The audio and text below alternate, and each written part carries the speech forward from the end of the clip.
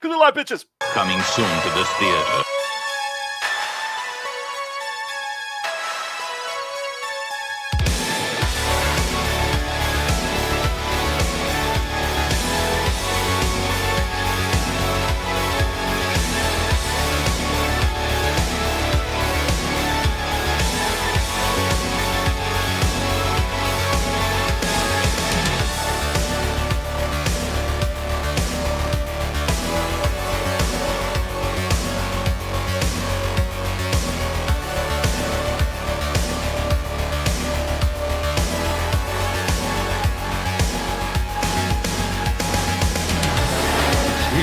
It's alive.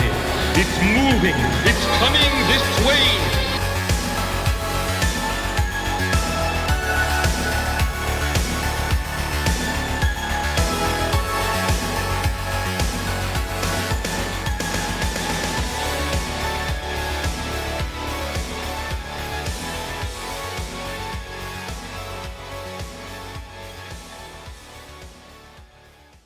What is up, everybody? Welcome to the Horror Movie Club, the club where, what do? We talk about horror movies, of course. We always try to pick a movie that's not behind a paywall, so that way you can always watch the movie beforehand and tell us what you thought about it in the chat, or just from listening to us talk about it, if you think to yourself, damn, that sounds sweet, I want to check that out. Guess what? There is a link below in the description that you can click on, and it will take you to an unedited copy of the movie that you can watch for free. Tonight we are doing a zombie movie called The Dead, and it came out in 2010. I think it was like 2004 was when the Dawn of the Dead remake came out, and that kind of jump-started the whole zombie craze. And so, since then, there have been like a billion zombie movies, and this was one that got lost in the shuffle, and I've been wanting to do it for a while because I actually think it's pretty special. I actually think it deserves to be seen. And speaking of things or people that deserve to be seen, with my boy Matt, how you doing? I'm doing great, man. Thanks for having me. Can't wait to talk about this movie. And I'm just having a little bit of cold coffee over here. Oh, yeah. Nice t-shirt, by the way. Oh, yeah. Merry Boys. Yeah. Fuck yeah. God damn, I love that comic. Yeah. What's up, Pops? How you doing, man? Repping the sponsors, bro. Hail RJ. Hail RJ. Hey, RJ got all them Fiendish 2 books in, dude. Oh, did he really? Yeah, he showed a couple of little clips from the warehouse and stuff with the pallets of books and everything. Yeah, RJ. Killing it, man. Killing it. Fucking love me some RJ. I got to get the right avatar up in here. It's the Horror Movie Club. Hold on. Got to fix this. Oh, man. Yeah. You got to have the right avatar up if you're going to be on the Horror Movie Club, For shizzle. And also, anybody that's in the Horror Movie Club DM group, I dropped the link before. If you want to just jump in, hang out, you're certainly welcome to. Always the more the merrier. Real quick, I wanted to talk about, Week in Horror stuff. I got to see Nefarious, which nice. I posted a review of. And I had heard that this is a movie that was shadow banned, pretty much, right? Because it's a Christian film. That is to say, it was produced by the same people that produced God's Not Dead and God's Not Dead 2, The Wrath of Sorbo, or whatever. Yeah. They make Kevin Sorbo movies, is what I'm saying, right? Mm-hmm. Mm-hmm. And I'm a Christian myself, but I can't stand Christian movies, and I can't stand like contemporary Christian art. It's just like, it's cringeworthy for the most part. And I remember there was a Christian horror movie that came out, I think 2008, called House, which was sort of like, I think, designed to sucker you into thinking it was a remake of like the Sean S. Cunningham movie from the 80s, but it wasn't. Gotcha. And it sucked.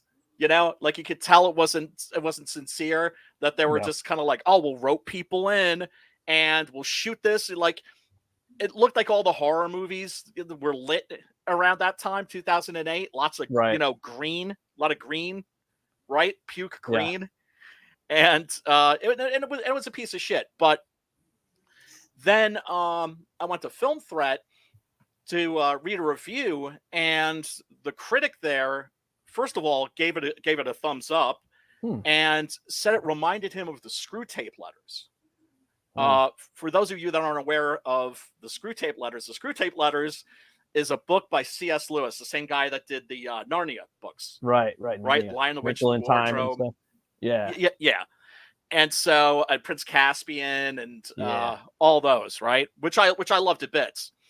And it was a book that consisted of letters, right? It's an epistolary novel, which is to say it consists of letters, kind of like Dracula is. Right? Journal entries. Exactly. And so it's like letters from a senior demon to his nephew who has just begun his career of fucking up with people up on Earth. Crazy. Right? On the mortal plane. And so he's just like writing them these letters. It's very tongue-in-cheek, though. Yeah. And so he's writing them these letters saying, oh, like, you got to understand human beings. Let me tell you about human beings. Right. And I'll explain them to you, and this is how you get them to fuck up. This is how you get them to basically corrupt their own souls, et cetera, et cetera, et cetera. It's a classic. And so when I heard that got me curious. And then I found out that it was produced by The Blaze. That is to say, fucking Glenn Beck is in this fucking movie.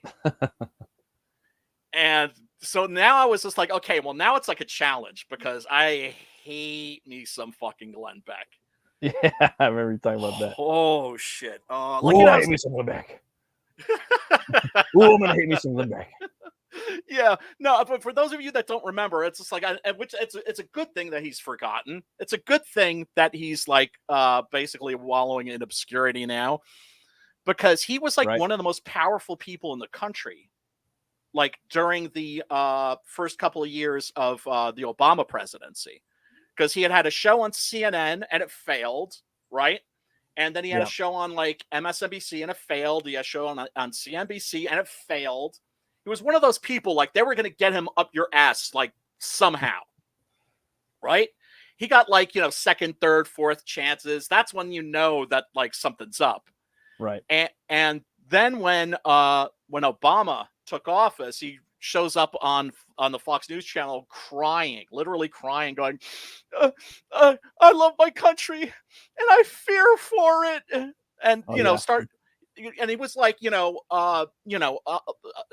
on a fucking chalkboard, basically telling you how Obama was a secret Muslim and that there's like a caliphate and that their country is going to be like there's a secret, like, covert Muslim invasion of the U.S. government.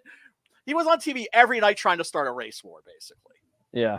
So that's why I have like a special like hard on against him. And he was actually in my town too. I had a horror convention. Really? Yeah, I had like the chiller convention to go to. Yeah. But oh my God. Because he's like one of those people, like, I don't want to hurt anybody, but if I could like see him like in a movie theater and then like go in, I'm like, I'll have a ticket to whatever he's singing, and then go and like go to the concession stand and order like everything. Yeah. Right? Like a giant soda, a giant bucket of popcorn, nachos, burgers, pizza, all that shit. Right? And then just like get him to like the row that he's in and facing him, be like, oh, excuse me. Oops. And just dump all that shit right on his head. And Funyuns, man. Don't forget I've never seen Funyuns in a movie theater before, but they sell all kinds of shit, like fucking hot dogs and burgers and shit. Oh yeah. I think they're trying to compete with. Whenever somebody's piling things on, I always think of that scene in Half Baked where they're telling him what to grab when he's going out to get munchies. And at the end, the last thing Jim Brewer is like, and Funyuns, man. I have the Funyuns. I love Funyuns, man. Yeah, they're pretty good. The hot ones are good too. Oh, I didn't know that they made hot ones. Oh, dude. Yep. Because one of the things that's so cool these days is the fact that you can buy hot food Like, in other words, like you go to the supermarket and shit that used to be like labeled hot was never really hot. Oh yeah. No, I mean flaming hot Funyuns. My bad. But yeah, no, I didn't even know that they made those. That sounds Flaming hot Funyuns. Ooh. Yeah. that sounds tasty. Ooh. Ooh. So anyway, I actually watched this movie. Like I said, I kind of viewed it almost like a little bit of a challenge. Right. And I thought to myself, okay, well, let me go in and be as objective as possible, because if it's a good film, I'll be able to tell it's a good film. If I find myself trying to hate it, then I'm going to be like, okay, no, this is actually good. And I have to say, it's actually really excellent. No shit. Yes, it's very good. The performance by Sean Patrick Flanery as the demon, and He's a good actor.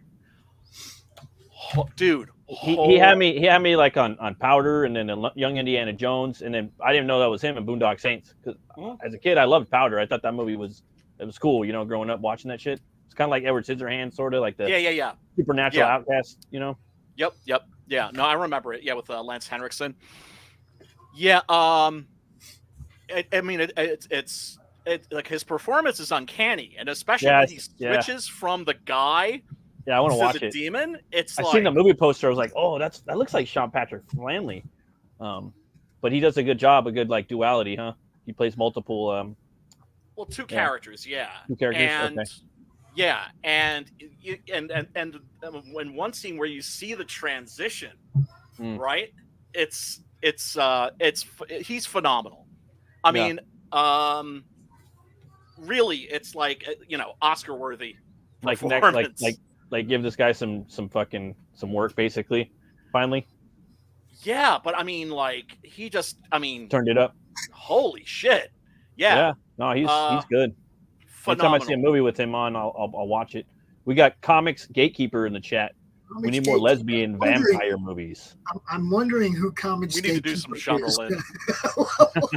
What up? Who are you really? Lesbian vampire movies? We still haven't done the Vampire Lovers, and we still haven't done a lot of. I don't think we've ever done a genre. Well, no, we did Living Dead Girl. That's the only genre Lynn that we did. But yeah, maybe we should do like Shiver of the Vampires or Requiem for a Vampire, any of the other like lesbian vampire movies. And yeah, there are that is like a whole subgenre. Thanks to speaking of vampires, you gonna go see Demeter this weekend? Probably not. Oh wait, no, it's not this weekend. It's next weekend. I'm tripping. I found a movie theater that plays $5 movies on Tuesdays and Sundays. And it was closed for fucking 5 years, dude. And like it had the biggest movie theater like screen and like I think in the world at one point. I was like, it was sad to see it. It was sad to see it go, and then it became a 16 screen auditorium, and used to be drive-bys out there. And then I think COVID kind of pushed it over, and it's just been abandoned. And now they turned it into a new theater. I was like, fuck yeah. And $5, I mean, there's always $6 movies, most places on Tuesdays around here, but $5 has a nice ring to it, and on Sunday too. So the line, it was nice though. It was a big ass fucking line, dude, on Tuesday. People going to the movies. Like it was awesome just seeing people go to the movie theater. Like maybe they just like that $5 ring. That sound. Hey, make it affordable. I keep trying to say that. No matter what the entertainment is, the economy sucks. Make the entertainment affordable. I don't care if it's comic books. I like $5 comics. I like $5 movies. Make it affordable. Hey, when the economy comes back and people got money to spend, then you can bump your prices back up and fucking, come on, man. Go with the actual market flow. Yes. I absolutely, totally agree. And of course, now with the writer's strike and everything, you would think that they would be smart enough to take like movies from the 80s and re-release those theatrically, but they're not going to do that. I don't think they are. Well, they can't, because if anything, they'd want to remake them in the new image. Yeah. Right. Yeah. You see, they can't like give credence to anything that was cool back then. Yeah. Or they're showing their own hypocrite. They're showing their own hypocrisy. Right. Like, oh my God, this is like when you went to the movies and you didn't get a lecture. Right. And like one of the criticisms I'd heard of Nefarious in some of the reviews was one guy compared it to like a Christian hell house. That is to say, around like Halloween time when people make haunted houses for like the kids to go through, right? Totally, yeah. And some of the adults, right? Yeah. And evidently some of these, like, it ends up being like a fucking bait and switch, where it's just like you go in and you think and you suddenly realize, oh, they're trying to convert me. Yeah. Right. That's like that's like a fundamentalist evangelical Christian trap. Right. And that's the thing. I think the reason why people are freaked out by this movie is because it's not like that. Yeah. We just had somebody pop in the back and then. I just heard boop and then finish my Did thought. you see who it was? Down. No. It was your boy Preston. Oh, my boy Preston.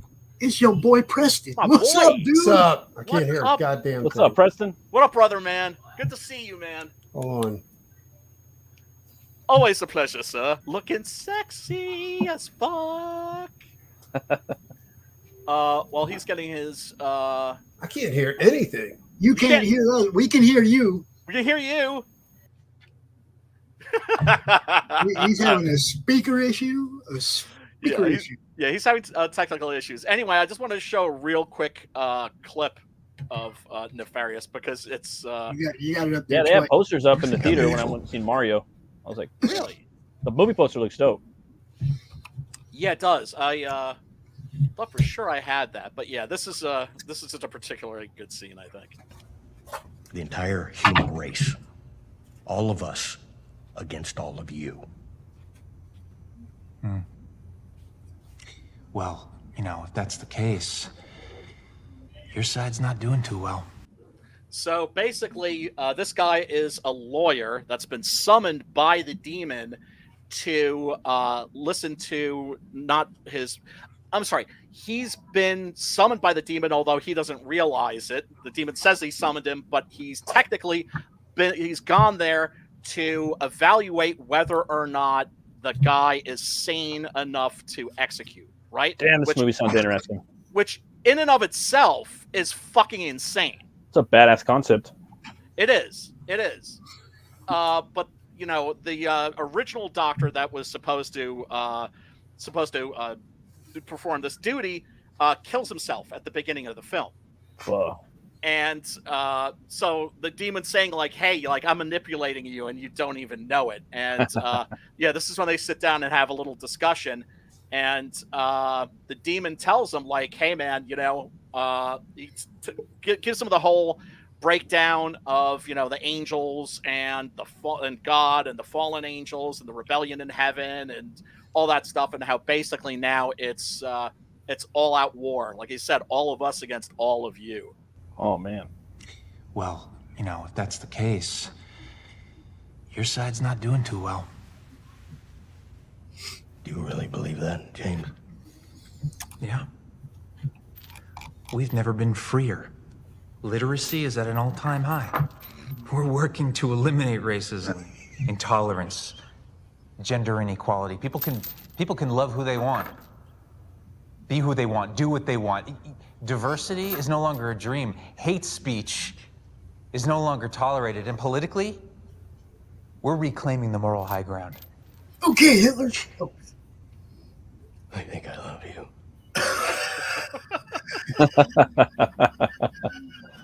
Oh, it's funny. So yeah, Nefarious. What fucks it up? The last 10 minutes are terrible.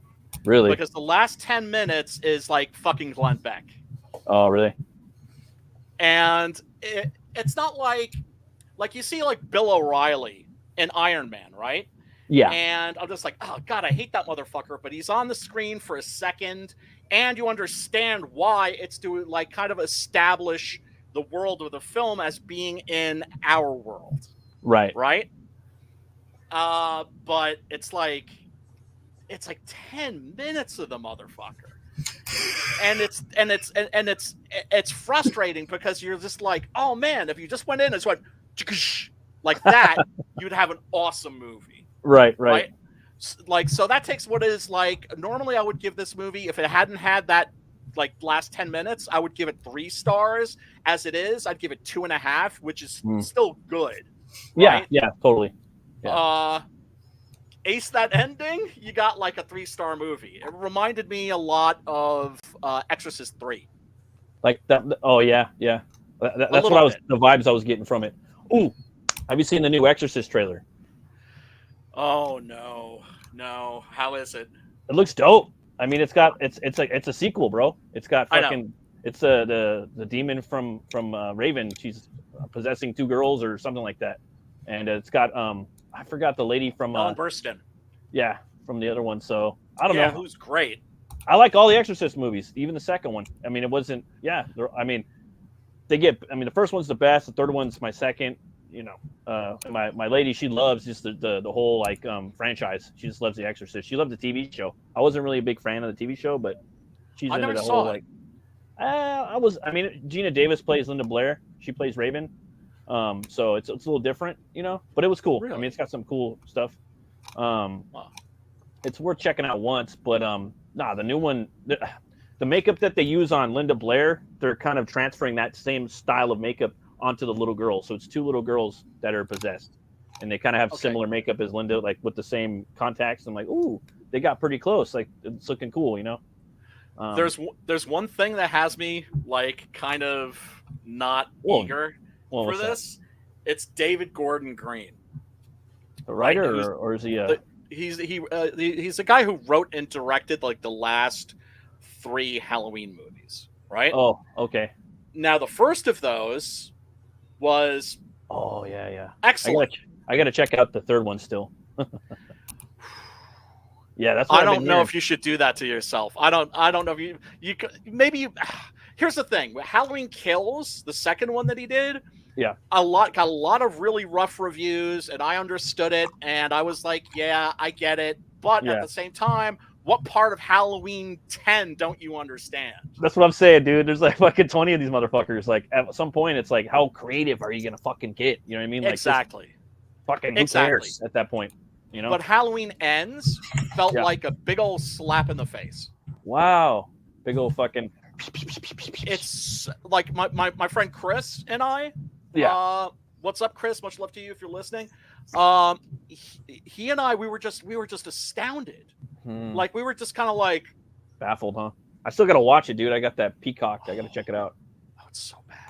Yeah. I mean, even if you're in a forgiving mood, you know, I mean, shit. I don't got that much time, man.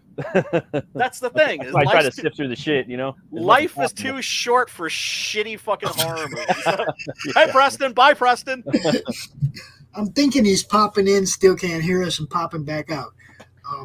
Yeah, I mean, I know he was having some technical difficulties on a stream that he did a few days ago that I was on. So, yeah, you know, hopefully he'll get that shit sorted out. We shall see. But I was just going to tell him if he's watching on YouTube and can hear it on YouTube, but just can't hear it in the StreamYard, to check those settings down at the bottom.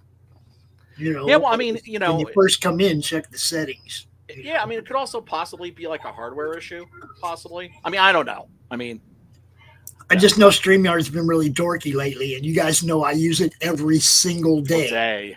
So, yeah, you know, I mean, if it's having issues, I'll tell you, yeah, it's been dorky today. Yeah, internet in general has just been acting a little funky, but yeah, the new Exorcist. It doesn't. If he's not using Chrome. Oh, that's the other work thing with too. other browsers too, right? So yeah, Firefox and maybe you should send him a message and just say, "Hey, StreamYards." Yeah, they don't get along. You might just send him a message. Hey, man, come in here on Chrome. You'll be okay. Maybe I'll do that. Maybe I'll do that, dude. Yeah, could possibly be a browser issue. Yeah, because I know, man, it don't like nothing but Chrome. No, it doesn't like any other browser I use. It really doesn't. It only likes Chrome. Yeah, it does. I don't like Chrome. No, I don't either. But it's funny how they always have ways of getting you to use their shit, isn't it? Yeah. Yeah. It's like, well, you know, if you want to do this or that, you got to use our shit. And it's like, you motherfuckers, man. And see, that was one of the things about the Roku channel too. Is like I plan on still offering the StreamYard to the showrunners, so that you guys don't have to pay for the professional StreamYard if you don't want to. Yes. You know, I still plan on doing that as part of the of being part of the network. So, Hell just yeah. so people know, there's free StreamYard involved in all that too, guys. Yeah, man. Brian knows free StreamYard's good. Yes, for sure. For shizzle it is. Anyway, tonight's movie is The Dead. As I was saying at the beginning of the stream, this came out in 2010. This was directed by a pair of brothers from the UK, known as the Ford brothers. And after the dawn of... here's the thing. I have this weird history of being into shit that is like really deviant or obscure and frowned upon by like the society at large, and then it blows up and becomes like the biggest thing ever. Right? Like, fuck you, Brian. This sucks. Yeah. Fuck you, Brian. This rules. It's like punk rock, professional wrestling, zombie movies, comic books, Dungeons and Dragons. Do you know what I'm saying? Yeah. It's like you name it, right? Sucks. And back in the Disney, what up, Preston? Finally, I got What's this up, fucking work. Can you hear us, Preston? Did you use? Yeah, I can. All right. Were you using Firefox and then switched to Chrome? No, I've always used Firefox. Oh, okay. Yeah. But because StreamYards and Firefox do not get along well together. Really? But, yeah, like I Okay. mostly use Firefox, but for this stream, for instance, I always use Chrome. Yeah, me I'm too. gonna have to. Firefox has been fucking up big time. Actually, like YouTube used to have the where they had a icon on a video where you hit it and it does a separate screen outside of your browser. Yeah. But for some odd reason, like Firefox took away that option. Like you can get it with other browsers. You can't do it with Firefox anymore. It's crazy. It's kind of going the way of Netscape. I don't know if any of y'all remember. I do remember that. Brian's showing his age a little bit on that one. Yeah, man. Shit, I remember when the internet was nothing but websites with links to other websites that contained nothing but links to other websites with links to other websites. Yeah, I remember that shit. I remember when the internet chain. actually first came on. I remember typing. And when you want to two see people porn, on the command Oh line. yeah, that's when you want to see porn, it would be like, dude, I think I see a nipple. But like the VCR, what is it that approved? What was it that improved the technology? What is it that got everybody on the internet? Porn. Absolutely. The internet is for porn. The internet is Yeah. for porn. It's true. It drives It's actually- all major technology. The VCR was just a device that you bought so you could watch pornography in the comfort of your own home. And anytime you got the paper, you usually got an AOL disc. Right? Oh Yes. yeah. And that was what I was going to say. I still America remember Online? when you got mail and all Yeah. that crap that got came with mail. AOL, right? 3 I even days remember free. before that, because when I went to school for computers, they didn't have Windows yet. I learned DOS, command line shit. Oh right? yeah. Okay. And then it's like I get out of school and they come out with Windows, and every damn thing I just paid money to learn, obsolete, Right? Yep. done. Well, what they did was they basically Windows was just a program or an operating system that made your PC run like a Mac. Right. That was it. And now of course got like awesome gaming PCs and shit like that. And Dude, That's what I use. amazing flight simulators and all kinds of stuff now, man. all kinds of Virtual reality flight simulators. Yeah, I'm not really big on the whole VR thing. Just the idea of like having like these two little TV screens like inches from my eyeballs, just kind of, I don't All up in your know. ball sockets. Yeah, man. I got mean, sick on that, dude. Like it makes me like it throws my equilibrium all over the place. Oh Like, yeah, I get motion sickness Little really much. bad. I'd probably puke. I played The Walking Dead, like shit. VR. And Yeah. it's great, but dude, I get so nauseous playing. We had the Yeah. Star Wars lightsaber battle in VR, right? But it seemed like it was just a little off all the time. Yeah. It's like my son and I both were like the same way. I was like, man, it's kind of cool, but it's off. And it's like, if it's off, it's not going to feel right doing it, you know? Right, I right, mean, right. because the technology just, it's the beginning of the technology. It's still new. Now, Preston, what you need to do, B, is you need to get yourself one of these. These are little motion sickness bands, right? And it's got like a little thing that pushes in on this pressure point on your wrist. Yeah. And believe it or not, the shit actually works. Well, it's not that. Like, I usually don't get motion or a seasick or anything like that. But with VR, it's kind of crazy. Like, it does some strange shit to your head. You know what I'm saying? Oh, God. We had, we got the VR thing for my wife. My wife loves playing stuff like that, right? Yeah. And she's like, you got to try this. So I did. And the first game that comes on there, like the free game, is like this roller coaster where you're shooting dinosaurs from the roller coaster, right? Oh shit! And I was like, but dude, it is so badass. Like you think you're moving, but you know you're not, and then your head gets all fucked up, and then I had to lay down. Like after like 5 minutes, I had to lay down for 30 minutes. So I went puke. Oh yeah, no, I hear you. Yeah, it was nuts, dude. I get such bad motion sickness. Like the reason why I have these is like whenever I play like a first-person shooter, or like Skyrim or something like that, I always got to wear one of these. You're like, like if I'm in a car and I start reading like I don't know, like the back of like a gum wrapper or something like that, I'll start turning green. So like I'm on the extreme end of like the whole motion sickness thing. I definitely not cut out to be an astronaut or something like that. They put me in one of those whirly things. I'd be spewing. That wasn't me when I was a kid. Like on the way back from the drugstore or whatever, I used to read my comic books in the car. You know, like it was never an issue. Oh yeah, yeah. But VR, dude, that fucks with your head big time. Wow. Yeah, so I mean, if that fucks with you and you don't have motion sickness normally, I'm just thinking I'd just be like spewing after like seconds. Can you imagine like VR porn and you're like getting sick, but you don't want to stop? So. You're like seasick, like thrown up, and like at the same time. No, I can't stop. That's like yeah. Oh shit. Shit, man. You know, I was thinking about this title right here. Yeah, it's in Africa. I forgot what country, but I feel like the title, man, if it had like more of an African feel to it, you know what I mean? It would kind of be a little more intriguing, just like the logo itself. You know what I mean? Like kind of separate it a little bit. You know what I mean from the pack. You know. Well, one of the things that's great about this is that it's very clearly inspired by two Italian Dawn of the Dead ripoffs. One of them is we watched on the stream, which is Zombie, right? Yeah. Which is set in Haiti. Yeah. And the other one is a real piece of shit called Hell of the Living Dead.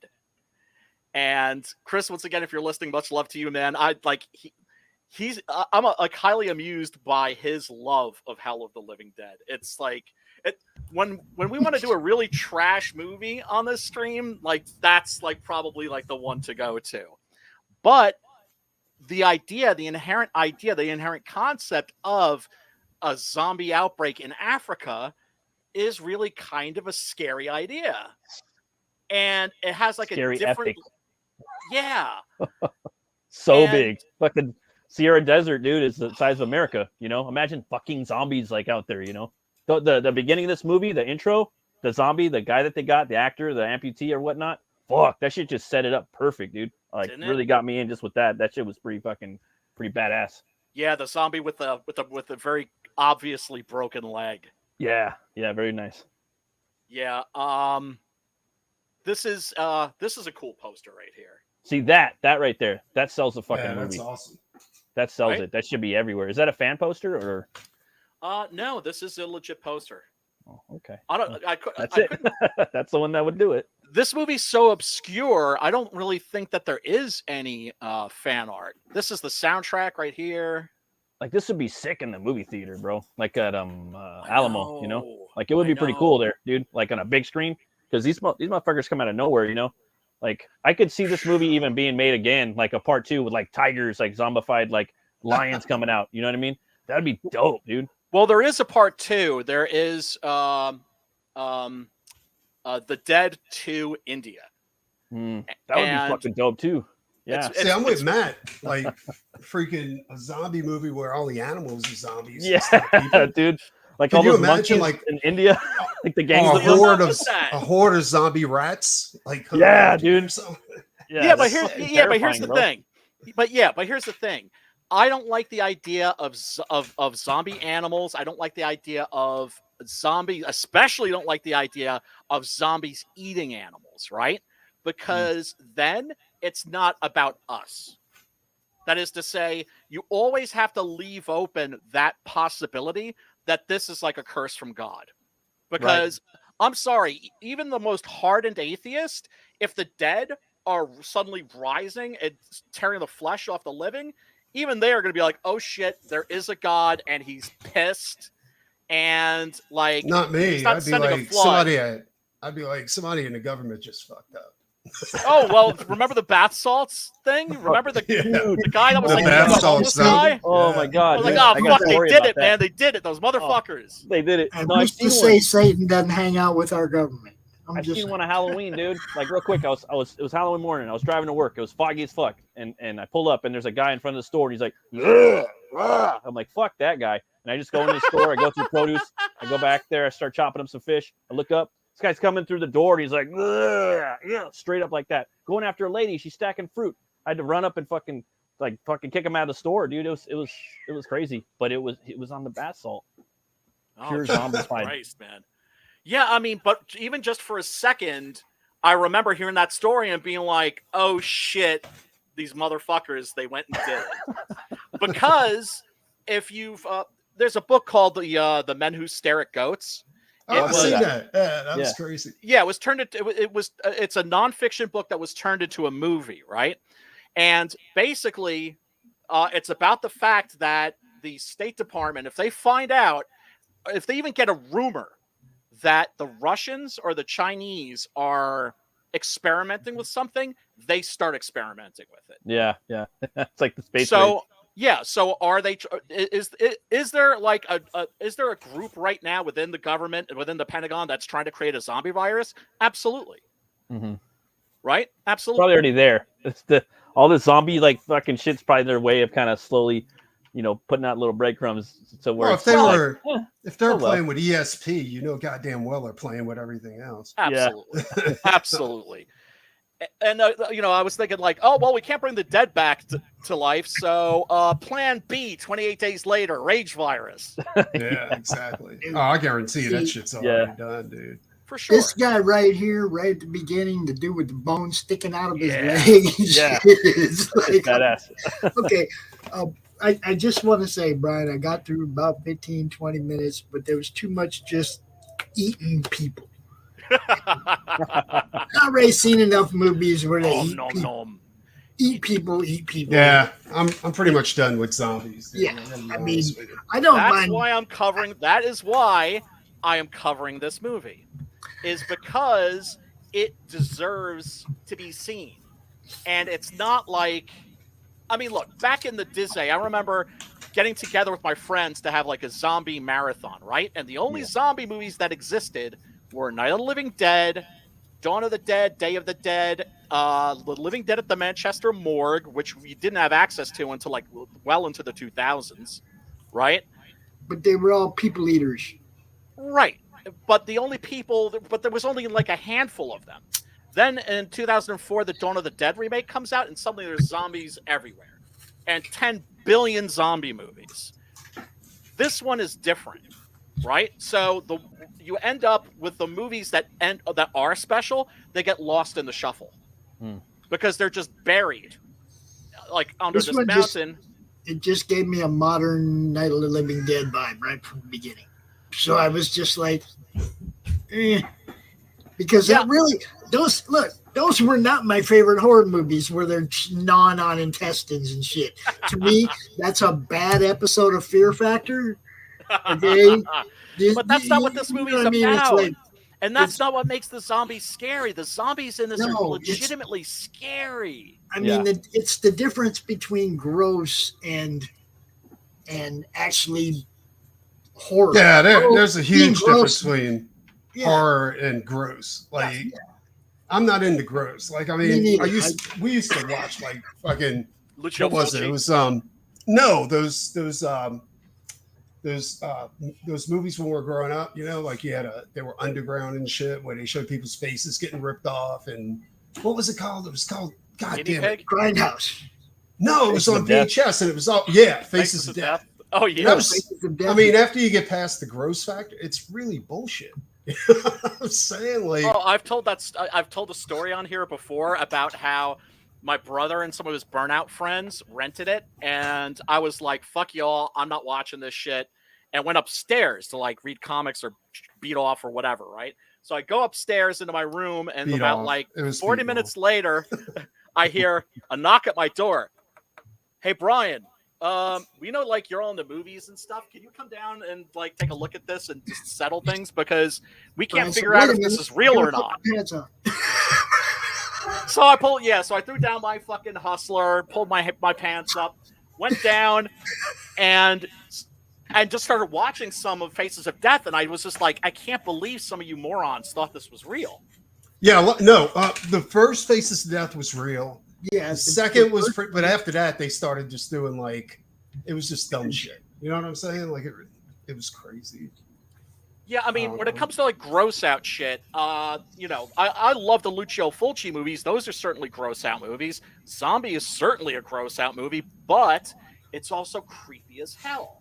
Okay, how about if I rephrase it just a little bit? Realistic gross. Oh, okay, the ones that you can, like the ones that's just crappy animal guts. I'm saying the ones that are like crappy, you know, effects and whatnot. Those don't get you. It's the ones that look like they could be real. Oh, and the Italian ones, they would actually, they would actually use actual animal organs. That's what I'm saying. It's the ones that look like they could be real. Those are the ones that are, you know, cool. But the ones that like just going for the gross factor, I lose. You know who else? You know who else? Very likely used like, you know, actual animal parts and shit. Shakespeare. Certainly the great. Yeah, you could get away with it back then. Cut that goat's head off right here during the play. Yeah. Oh, they still do that. Yeah, they still use. I know. I remember my buddy Alan Yeager. He used to do all the Misfits art, and right now he's in the movie industry, right? And nice. So when he was working on Planet of the Apes 2, and they had shipped in a dead horse for them to use parts of to go ahead and do some of the movie, you know. So you know, they definitely still use cadavers in movies. Yeah. Oh yeah. I definitely like this movie though. Like you're saying, Brian, this really put it just like the setup, the story, the idea of it being in Africa, you know. And there's a lot of stuff that I didn't expect to happen. A lot of the even like the flashbacks to him and his family, you know, that created this like sense of like, oh fuck. He really turns into a badass too as the movie goes on. I know he's a merc, but well, he's not a merc. He's a pilot, right? No, he's an engineer. Engineer. He's, yeah. But he's an engineer for like the U.S. military. Yeah. And actually, I gotta say that I think that this movie, I actually would go so far as to say that this would be a classic if it weren't for this dude. He's just not a good actor. And I don't know what they were thinking putting him in the lead. I'm not saying he ruins it, right? Yeah. But like the African guy, for instance, you can kind of like, he's terrific. Yeah. Like he's really good. Mm-hmm. And so it's like, I understand maybe like they were going for like non-actors because they were thinking that'll make it feel more authentic. And there is a way to use non-actors. Yeah. I'm just saying this guy's kind of like. Didn't do it for you.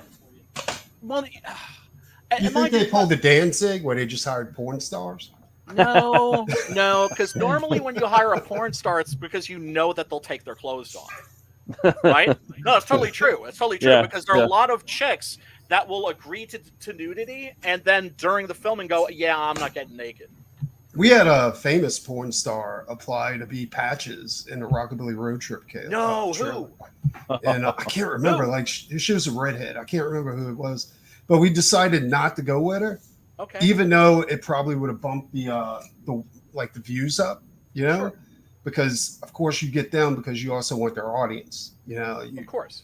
But yeah, I mean, I think a lot of those like chicks want to just break out of that scene, so they try low budget movies to try and get their name out there. Yeah, You know? yeah. Kind of like Tracy Lords did back in the 90s. Tracy Lords, Ginger Lynn. Ginger Lynn was in Wing Commander 3. She was like one of 2 romance choices that you had in that in that game.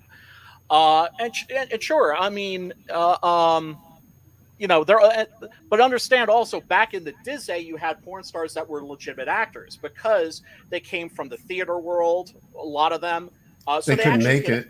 Yeah, and also because when Deep Throat came out, they were suddenly thinking, oh, this is going to keep going this way. America's is going to keep getting more and more liberal, and we'll be able to just transition into legitimate movies. And then Reagan happened. Yep. Yeah. No, what's his face? Harry Reams was supposed to play the coach in Grease. He was actually cast, and then I think like the producer's wife found out. Harry Reams.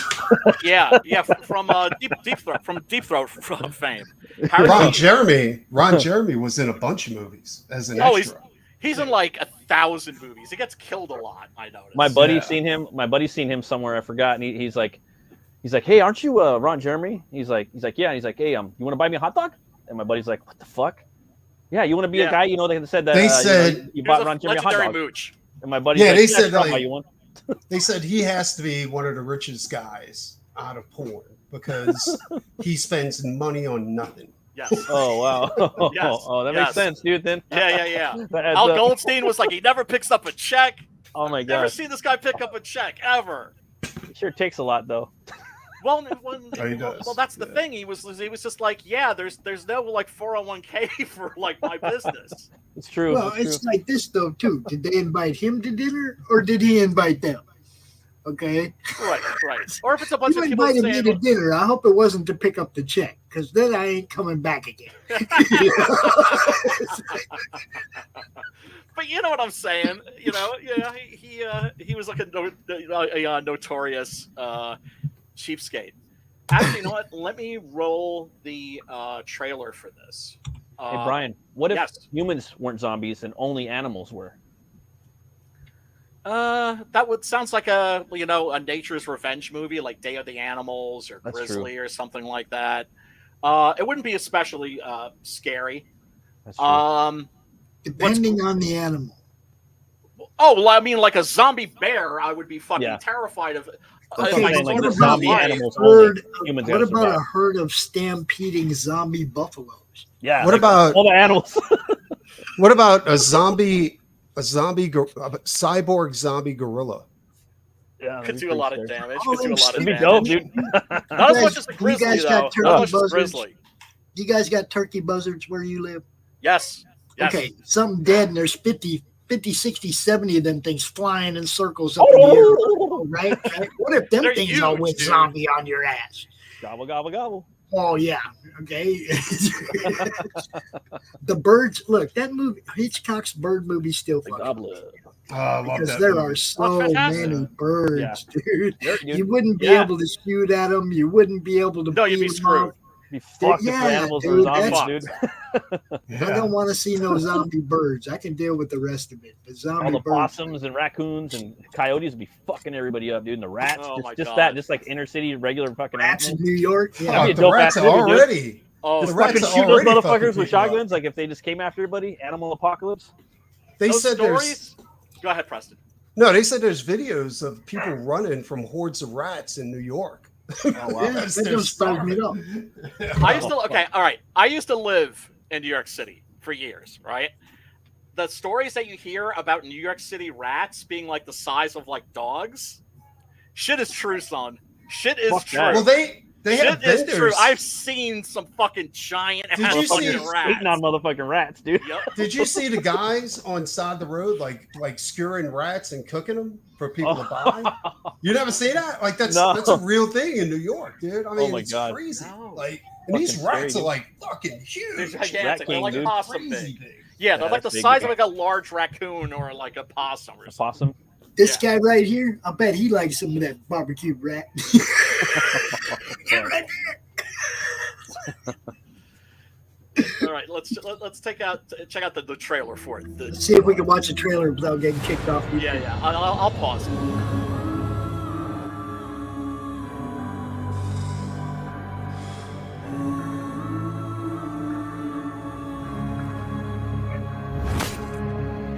I have to say, I really like the soundtrack to this too. This was actually this is the first horror film ever shot entirely in Africa. This is Flight Engineer, Lieutenant Brian Murphy, sole survivor of military evacuation flight Lima, November 260. And thank God, slow fucking zombies for the win.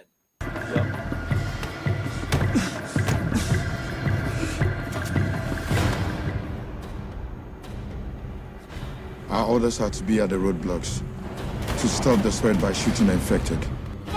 But I left to find my son.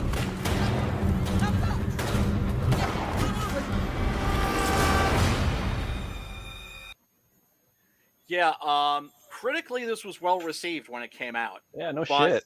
Yeah, Damn. but it just never got the eyes on it. Fell to the bottom, huh?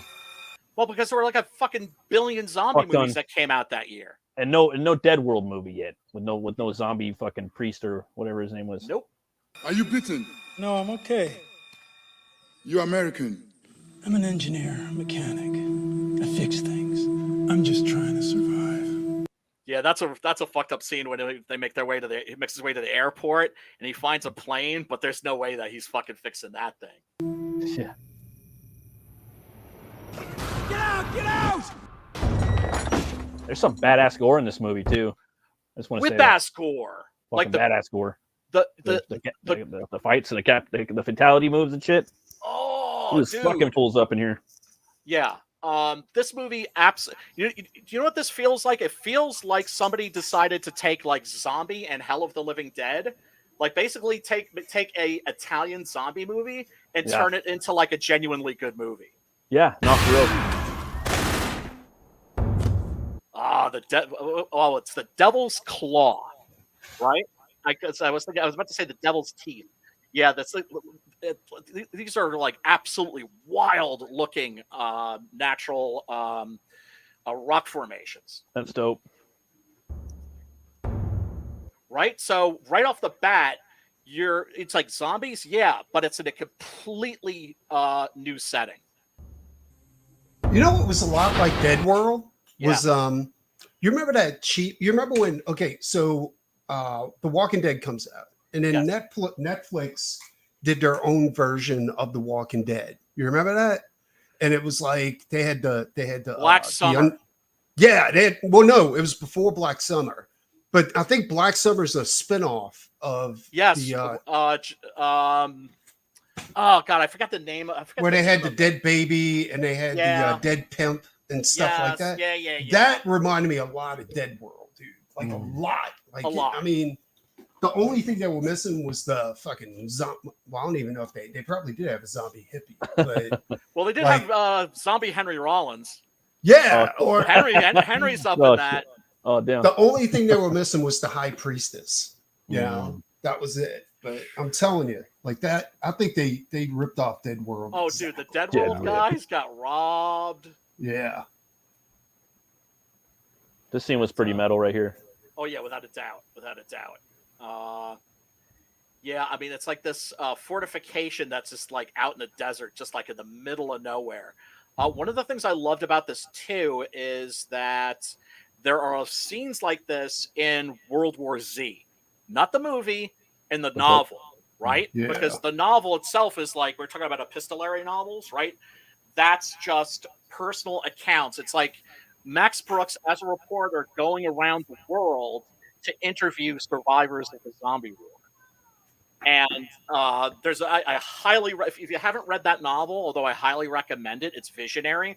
Definitely check out the audiobook, because the audiobook is done like a radio show, right? And it's got actually, it's got Henry Rollins, it's got Mark Hamill, Jürgen Prochnow. It's got like an all-star cast.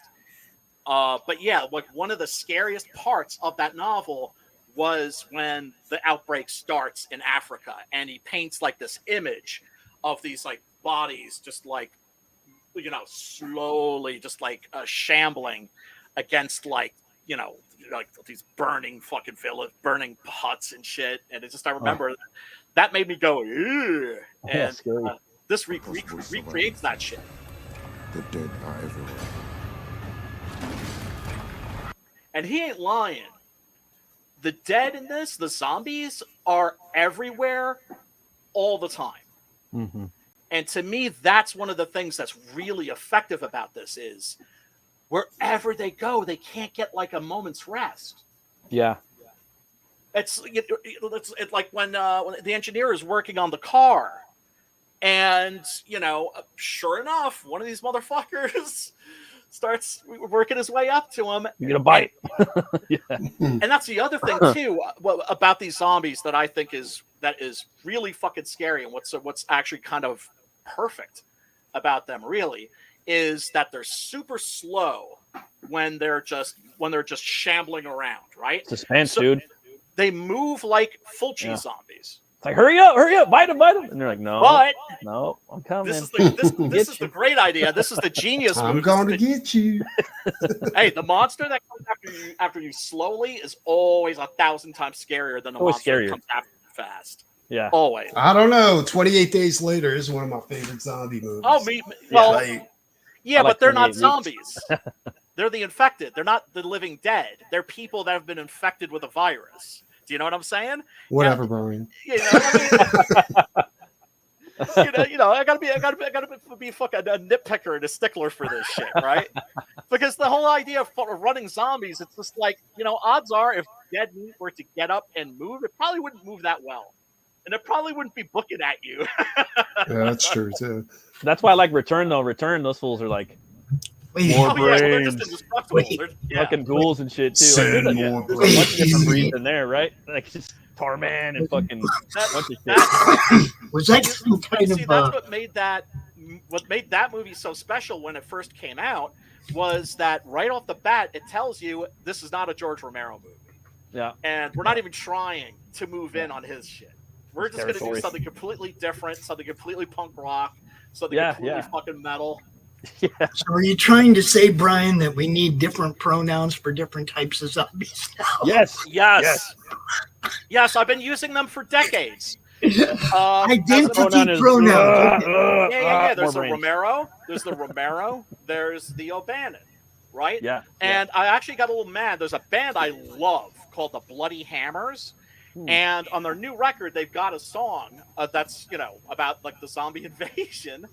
Cool. And in it, like the singer says at one point says, like, why do they want brains? I'm like, you're getting your O'Bannon zombies mixed up with your Romero zombies. I don't fucking like that. Stepping on my turf.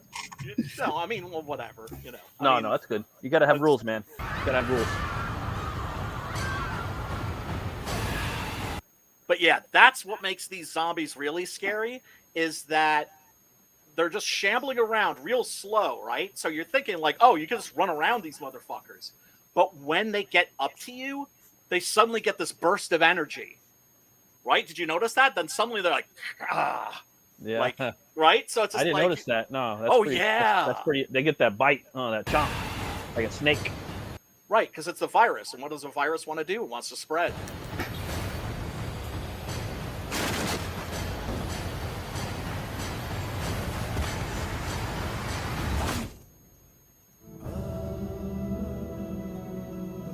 The war between us is no more. There's a new war. Yeah, I love that. The dudes are on the convoy, the military convoy, and they're just driving through the countryside, just taking fucking pot shots at zombies. Like Buffalo. It's a good shot. Yeah, like that's the moment where you realize, like, oh shit. It's like, I'm fucked. Like, oh, fuck that. Like being stuck out there, you're like, I'm fucking dead. There's no way. And then there's zombies on top of that. That's like, for me, like I was just thinking that when I was watching that, you know? I mean, you're supposed to think that. That's what they're setting it up for you, right? I do like the scene when he meets the supporting actor in here. When you know when he's like, I thought you were just gonna drive off and leave me. You know what I mean? I was just waiting to see what you do or some shit. I thought that was pretty. I forgot what the line was exactly, but I like that whole like introduction of their relationship. You know what I mean? That's a friggin' great scene. Yeah. You know, like one of the things that the soldier says to the engineer is, you know, like, I don't understand you fucking white people. It's like you come here like to fight, you bring like soldiers here, like mercenaries, and at the same time, then you also send doctors to like patch us up when we get fucking shot by those mercenaries. And then once everything starts to go tits up, of course, they just hop on planes and get the fuck out. You know what else was a great zombie movie? Was Last Train to Houston. I think it was. Oh yeah, Japanese. Oh yeah, we did that. Yeah, Korean. Crazy. So good, yes. So good. Tearjerker. Yeah. And I think all good zombie movies, like, you know, aside from Return, because that's my favorite, but they got that little bit of tear jerking in there. You know what I mean? Yes. Like something to hit you. You know, a little emotion. Yes. They all got to have that in there. And this has it for sure. Yeah. For him and you know, he's looking for his kid, the African soldier, you know, and then he has the flashbacks of his family. Like, you ain't gonna see your fucking family ever again. They're across the ocean. Just fucking forget about them, you know. Yeah. But yeah.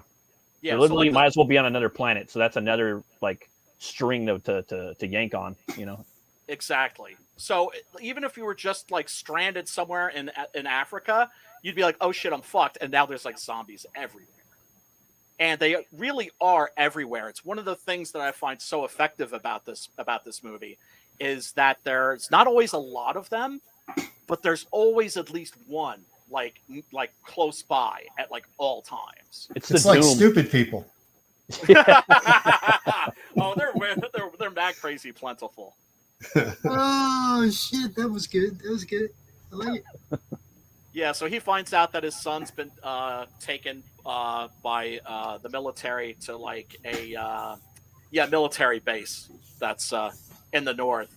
So he comes home, he finds that his wife has been, you know, eaten by zombies, but he finds out from like this old lady from the village that he remembers from like when he was a little boy, you know, that lets him know his son made it out, and you know, you should be able to find him in the north. And this is a really sweet scene where she's like, yeah, he'll grow up to be a brave man just like his father. And she dies, and then he gets up, and you see her get up and start walking around, obviously now a zombie behind him, but like never in focus. It's just a really beautifully shot movie. I mean, clearly they had no budget when they made this thing. Oh yeah, this is pretty funny. Remember when he gets to the beach, there's like one guy, he just gets up and just fucking splits and leaves the other two guys to die. Yeah. And he comes across him, he sees him, and he's just like, "Yep, you got bit, motherfucker." Yeah, poor man Scott Adkins. Right.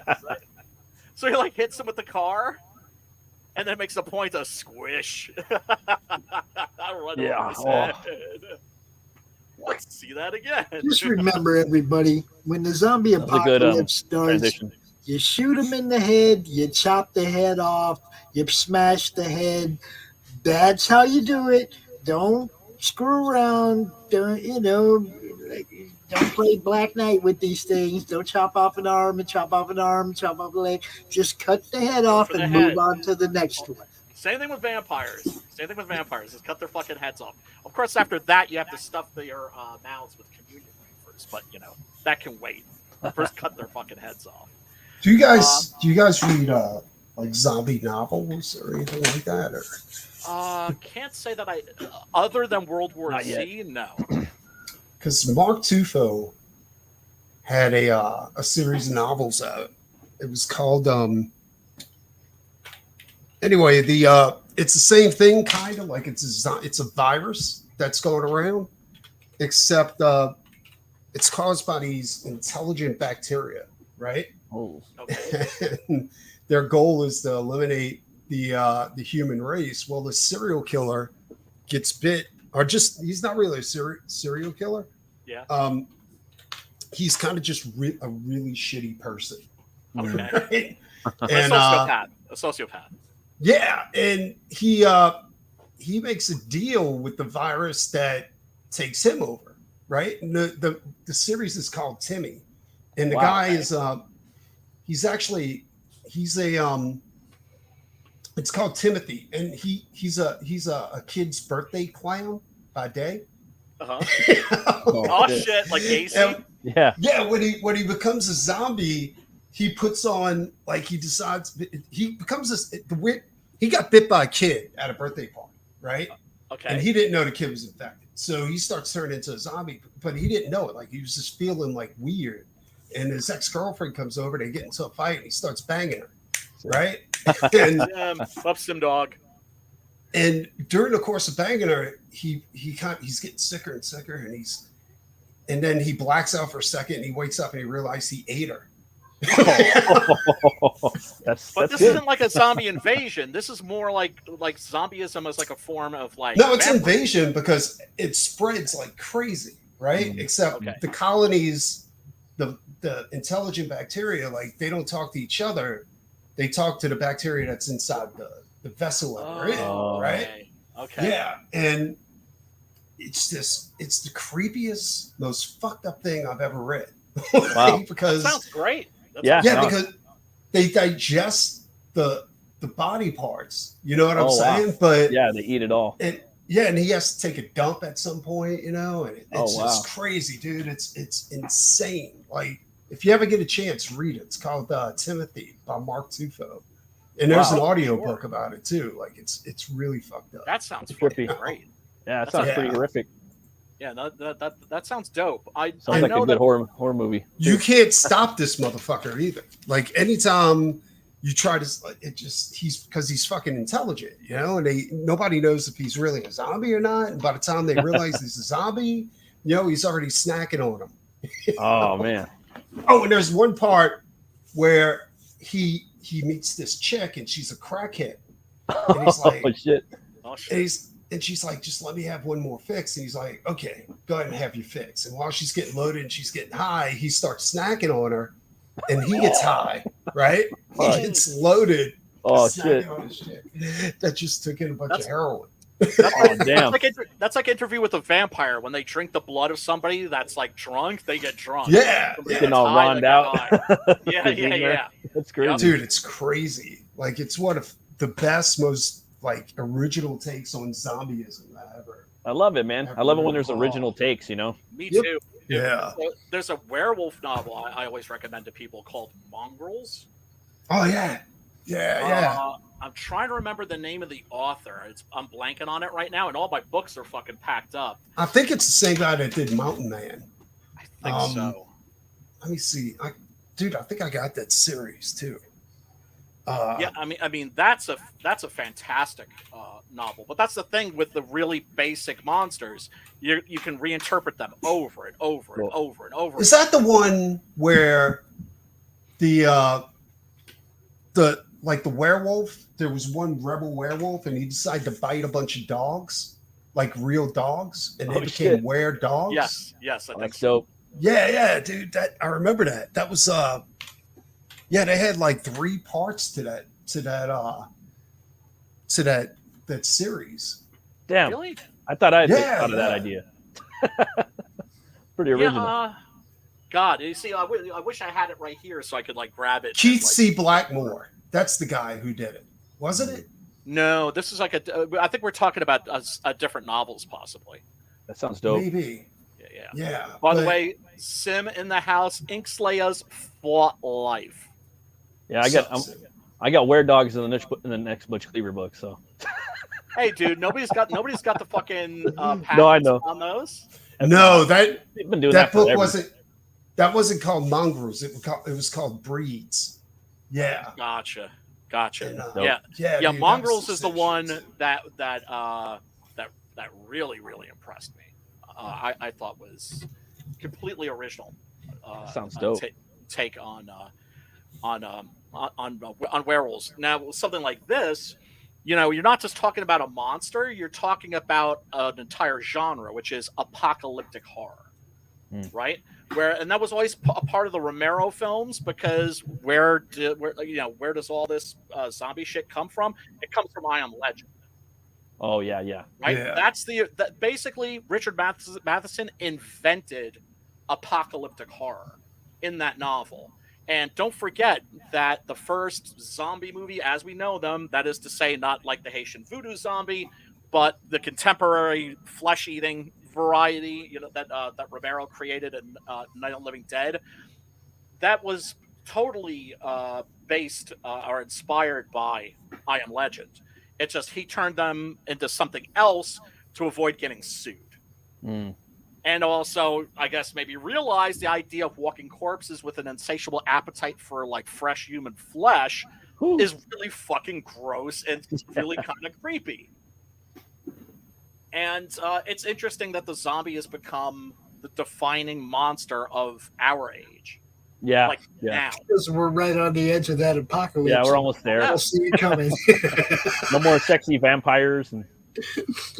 We all see it coming. We see people eating each other's faces on the streets in Miami. So,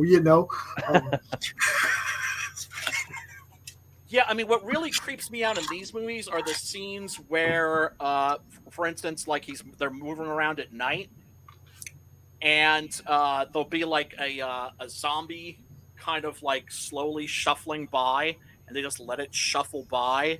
Or when he's like sleeping and he's like trying to sleep in a tree, and there's like a zombie walking by underneath them. Like they're just always everywhere. There. Do you remember that episode of Primal when the Brachiosaurus became a zombie and was running around fucking eating everybody, and his skin's just getting ripped off through the whole episode? Metal. So awesome. And again, it was an animal. You know what I mean? So I was thinking about this and that. Like, oh my god, that's fucking scary, dude. I love it. Yeah. Oh, dude, Primal was the shit. Like, best honestly, TV show in 5 years. Action, like at least animated or live action for me, anyways. Like, as far as fun watching it, like I wouldn't watch that show unless I had a nice fucking bit of bourbon with me. You know what I mean? I wouldn't. I wouldn't want to sit there and watch it. I love that show. I savored that show. I love that show, but that's the only show you can't watch while working on anything else. Like, oh no, yeah, you got to totally be paid fully invested. It deserves your entire attention. Yeah, for so I'm just sure. And at first I put it on, I didn't like the animation. I'm like, oh, you're tripping. This is dope as fuck. Nah, that animation's badass. It's totally fucking brutal. Like that's perfect. That was that Samurai Jack animation, yes, wasn't it? Geddy Tartakovsky, the guy who did Powerpuff Girls and Dexter's Laboratory, and also I think the Clone Wars and Samurai Jack. I mean, that was him going like total Alex Toth with his character designs. Little Conan too, little Howard, I should say. Oh, dude! That's why I loved it. After I watched that, I just remember thinking he needs to do a Conan cartoon. Oh yeah. Same animation would be. I'd be dope with that. It almost seems like an audition. Yeah. Right. Yeah. No. Totally. Yeah. I want a T-shirt of that shit, dude. A couple T-shirts of that. Oh, Primal's the shit. I don't see them anywhere. Everybody, if you haven't seen the series Primal, don't be a bitch like me and wait like 2 or 3 years. Find that shit, hunt it down, watch it immediately. It's fucking amazing. That shit will fuck you up. Like you actually start caring about that dinosaur. Yeah, totally. Oh, dude. And their babies. Yeah. Oh, dude, what are you doing to my babies? I mean, hey it's guys, I gotta get going. going. I gotta Pete Samedi on about 5 minutes, so I'm gonna go grab a beer. Man. It was nice seeing you again, Preston. Oh yeah, take it easy. Hell yeah, man. Matt, you're my boy, the Puritanian, the thing that we're working on. Right now I'm mainly focused on this thing that I'm writing for Preston. but that's like the thing that I'm going to be writing. Whenever you want. All right. Hell yeah. Much See you later, love, Pops. Matt. All right. You too, man. Peace. See you. That traitor motherfucker. I will be stripping something off of his channel and playing it on my channel on Saturday or Sunday night. I don't know which. Yeah. I got so much on the schedule now I can't even keep track. Yeah, Saturday night. Man. Saturday night we throw that up there. Love Matt to bits, man. He is a good dude, and everybody go check out his channel. He does this stream. Open the gates. Open the gates. Which, by the way, the fucking metal song that's at the beginning of that's from his band, and it fucking rips. So fucking good. Let me really quick play a little clip from tonight's movie, The Dead. Everybody, remember, you can go check this out. There's a link in the description where you can watch this bad boy for free.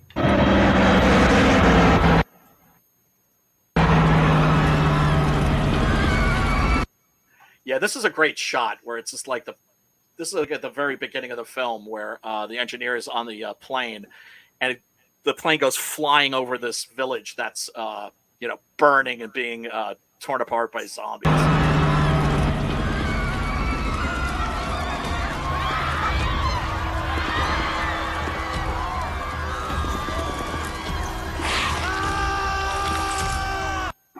Yeah, it's zombies biting people. But I'm sorry, these zombies are fucking scary.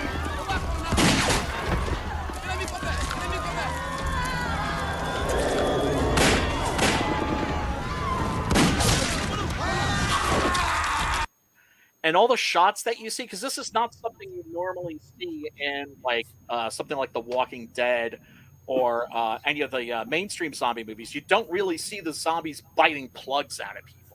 Do you know what I'm saying? This is what I'm saying. The way he was slurping on the flesh and everything, I was like, yeah, it's Italian, come on. dude.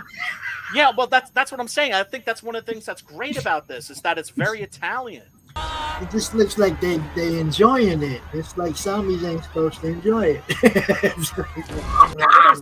There's zombies. I mean, it's what they do, don't they? I mean, I would think if they're capable of feeling any pleasure, it'd be fucking from eating motherfuckers. See, now shoot him in the head. How many times I got to tell you? Look, everybody who's watching from the podcast, shoot them in the head, cut their head off, smash their head, forget the Beat chest. them or burn them. Beat them or burn them. They go up pretty easy. Shoot them in the head, cut the head off. The head, Sheriff, people. The head. Sheriff, do these ghouls, do they move like in a dazed manner? He's like, yeah, well, they're dead. They're all messed up. And don't waste bullets. Shoot them in the head and don't waste but they're panicking, right? I know. They're all freaking out.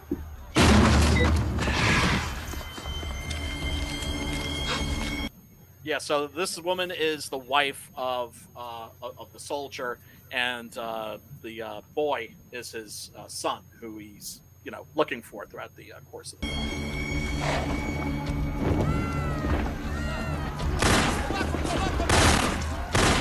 Hit him in the head, yeah. In the head. Come on.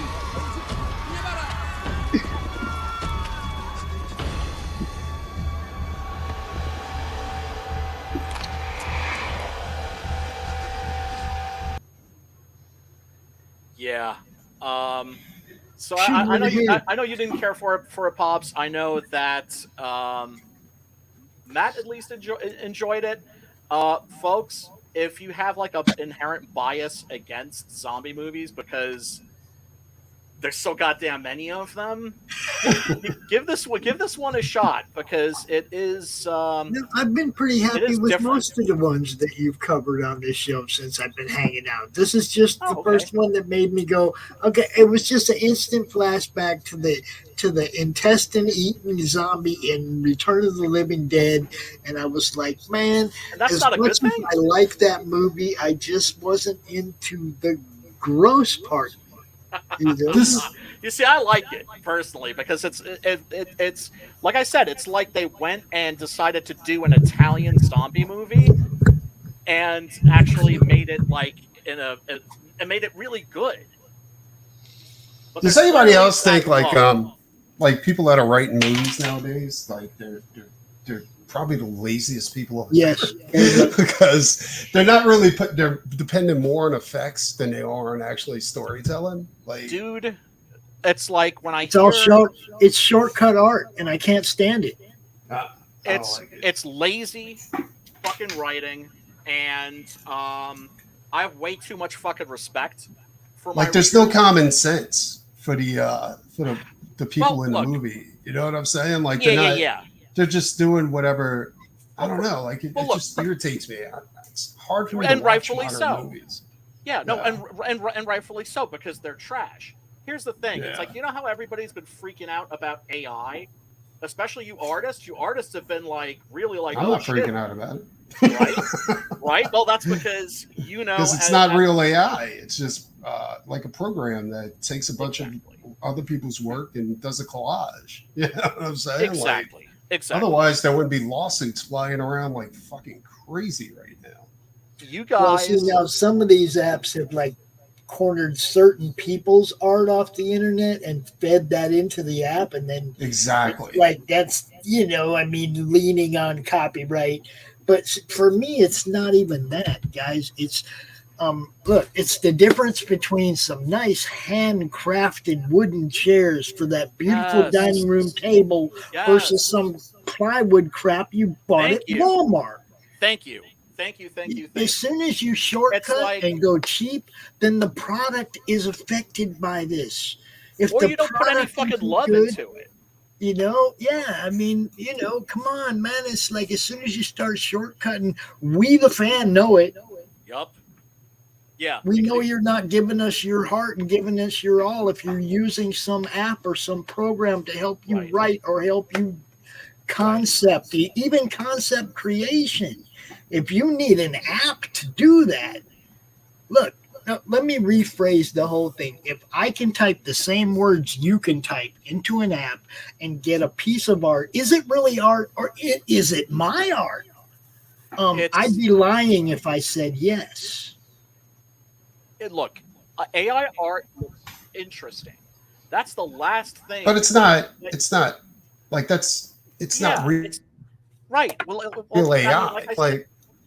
Right. I mean, look. Here's the thing. You artists have nothing to fear.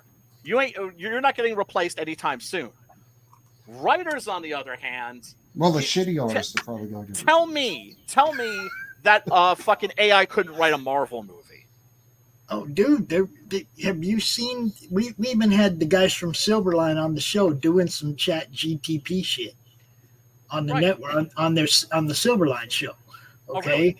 And I joined in, man, because I wanted to just be part. I wanted to mess with it more than anything, But they would give it a synopsis and they would write a short story like. Boom, and then you'd say, yeah, but that's not what I asked. I asked this. It would create something different that was closer to the goal, and it kept getting better and better, and that was scaring those guys. Yeah. Because look, really though, when it comes to art, like I said, if I can go type in the exact same words into the keyword search that Preston does, and get the same type of piece of art that Preston does, is it art? And is it my art? Because now, if I'm out there selling it, is that really my art? I didn't. Yeah, but what's going on is you're typing in I type some words in the chat. I want a dog, like a bunch of dogs with people riding on them, and what the AI art, what the program is going to do. There's no AI because if it was, that should be illegal as fuck. It's illegal to have artificial intelligence. But what the program does is it scours the internet, pulls all these references, and then puts them in a blender, and that's what you get. Like, it's not creating anything. You know what I'm saying? It's kind of just doing a collage. That was the word that I was going to use. So what you're actually doing is you're opening yourself up to a lawsuit eventually. Because if I look at it, I'm like, wait a minute, that's my art in the background over there, and you just made $1 million off of it. Where's that $1 million going? It's not. But they could well, say they that could, it's not. but it is if it's AI art, because I guarantee you that motherfucker's going to match up exactly with the art that I'm talking about. Right, but if Disney steals your shit, are you going to sue them? Already did. Are you serious? Yeah. No. So, no. Yeah, I'm fucking. How did I not know that? Because I'm not allowed to talk about it. It wasn't Disney. It was a big company like Disney. Oh, okay. But I got a gag order on me, so I can't really talk about it. Okay. But all right. I'll tell you offline. Okay. Say no more. And, say no more. And by the way, I won. So yeah. But it wasn't worth it because, like I said, I had one lawyer. They had a team. Right. And they were willing to stretch it out as long as possible. But it costs you as much money as they can. Yeah, exactly. Yeah, that's what Disney does. They because that's the thing about Disney specifically is that they're so notoriously litigious, right? Brian, that's why my boys at Steel Token. That's why my boys at Steel Token didn't fight Kirkland over that. When he went to sue them, right? What a bitch! Because they were no. He's got the money to outlast us. We're not going to move. Let me put it to you this way. When I get I have a tendency to get angry and act without thinking. You don't say. And that's how I found myself in a fight like that. Right. And they flipped your bitch switch. I was like, I don't fucking think so. Like it wasn't. They never changed a thing. They just took it directly and just scattered it everywhere. You know what I'm saying? Motherfuckers. If you want to know if you could find it, look for a show called Dream Machines, and you'll know what I'm talking about. Okay, all right. Or actually, Google Dream Machines versus Preston Vito versus Dream Machines. Well, so much for not talking about it. Well, I'm not giving you any details. That's you investigating for yourself. I don't have to say a word. Oh, Brian, are we going to do a show about this later? Maybe. I'm seeing a story in the Hollywood Reporter. Exactly. Are we going to do a show about this sometime, Brian? Oh, we might have to. We might. We might. Yep, yeah. I was in the Hollywood Reporter. That's exactly right. Yeah. It's just counting down. It's just like you have to stare at a fucking ad for fucking 5 minutes. Oh, yeah, and Siffy filed a complaint in Louisiana federal court alleging that the first season of the show about I don't know if I could be part of this show right now. I'll tell you what, you go ahead. Okay. All right. No, you can go ahead and read it, but I'm going to dip out. Right, all right. No, okay. No. Stay here. We'll talk about it later. Yeah, no, dude, because you're the one that just encouraged me to fucking do that. Well, you can, but I mean, careful. if I'm on the show, then I don't want to fuck with dude. I don't want to take any fucking chances. But you can. I mean, if I'm not on the show, you can definitely talk about it. Go talk about it. I don't give a shit. Like, it's just that I can't personally talk about it. It needs a show of its own. Though. It needs a show of its own. It needs not to be part of this. Of this show. It needs a show. I'll say this, dude. They stole your shit. Yeah, no shit. That's what I just told you. They stole it. They stole your shit, but I mean, like, they really stole your shit. Like, they just copied your shit. Yeah. And if you look at that show, you're going to see John Cena was involved, 50 Cent, all these people. So. God damn, but they gave those guys so much money they couldn't. They didn't have anything left over for you. You would be shocked if I told you what the people that actually stole it offered me. It wasn't anything like it was the worst buy off ever. Oh, dude, there are people that will literally give their shit away for free for exposure. Exactly. And the people who prey on those artists are fucking the scum of the earth. It was definitely an exposure thing. They tried to sell me on, and I was like, I ain't doing that, dude. I told you the guy who has an animation studio, has movies that you can find on Amazon Prime, right? He's legit. He wanted the animation rights bad for Six Gun Gorilla, except he wanted to pay me $0. There's people the out there finger. that actually think that's the thing. Like that's Did actually generous.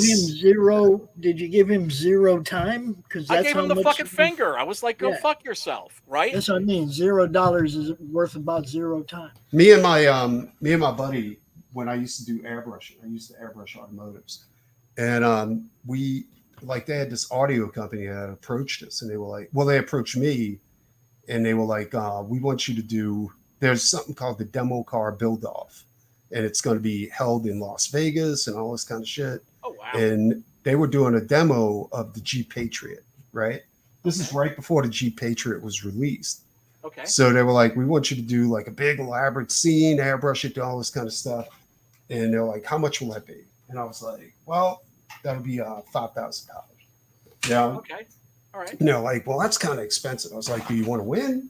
I was like, because if you do, it's going to cost you. And they were like, okay. So they hired me to do it. And they were like, well, do you paint the car? Do you break it down? I was like, I do all the artwork. I was like, I got somebody that will paint it and break it down for you, but you got to talk to him as far as price. Right. So they tried to sell him on the same thing. Well, it's going to be a lot of exposure. We'll mention your name. And my buddy was like, okay, I'll do that. And you were like, you dumb motherfucker. No, I never said a word. I don't get involved in other people's business like that. Okay. But so anyway, we did the job. It came out great. They ferried the car all the way to Las Vegas. Never heard a word from them for like 8 months, right? Okay. So I'm like, whatever happened to that car? You know what I'm saying? So I Googled it, won first place. Showed them holding a check for, I think it was like 10 grand, or whatever. And so I read their, like the article that was written on it and their statements and everything like that. And it was all like, yeah, we put all this work into it. We did this, we did that. Never mentioned my buddy's name at all. I didn't care if they mentioned my name. I got paid. You know what I'm saying? Right. I could care less about exposure. I wanted the money. Right, because the exposure was part of the contract. The fact that they were going to... The exposure was part of the exact for him, right? Right. So I called my buddy up. I'm like, dude, I was like, you remember that car we did? He was like, yeah. I was like, it won first place. He goes, get the fuck out of here. I was like, yeah. And they never mentioned your name at all. And he goes, what? Not even a shout out. Not even a shout out.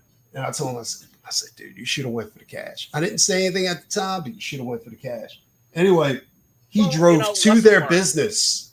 Yeah. with awesome. The guy from his paint shop. And they he was ready to tie it up in front of because one thing they said, it's fine, if you want to be a scumbag and not want to, hold up your end of the deal. Right. But they also told him that the paint didn't win the contest. It was the audio equipment. What? How did they know that? Was like when they won, did the fucking judges go, yeah, well, the paint job is for no, kids, it was an excuse. It was their excuse why they never mentioned his name. And it was like that wasn't part of the deal. The deal was I gave you like $5,000 worth of work. You were supposed to give me $5,000 worth of exposure, and you gave me zero. Motherfuckers, man. So here's the caveat to this whole the sweet cherry on top of this whole story. Shifty motherfuckers. My buddy, he's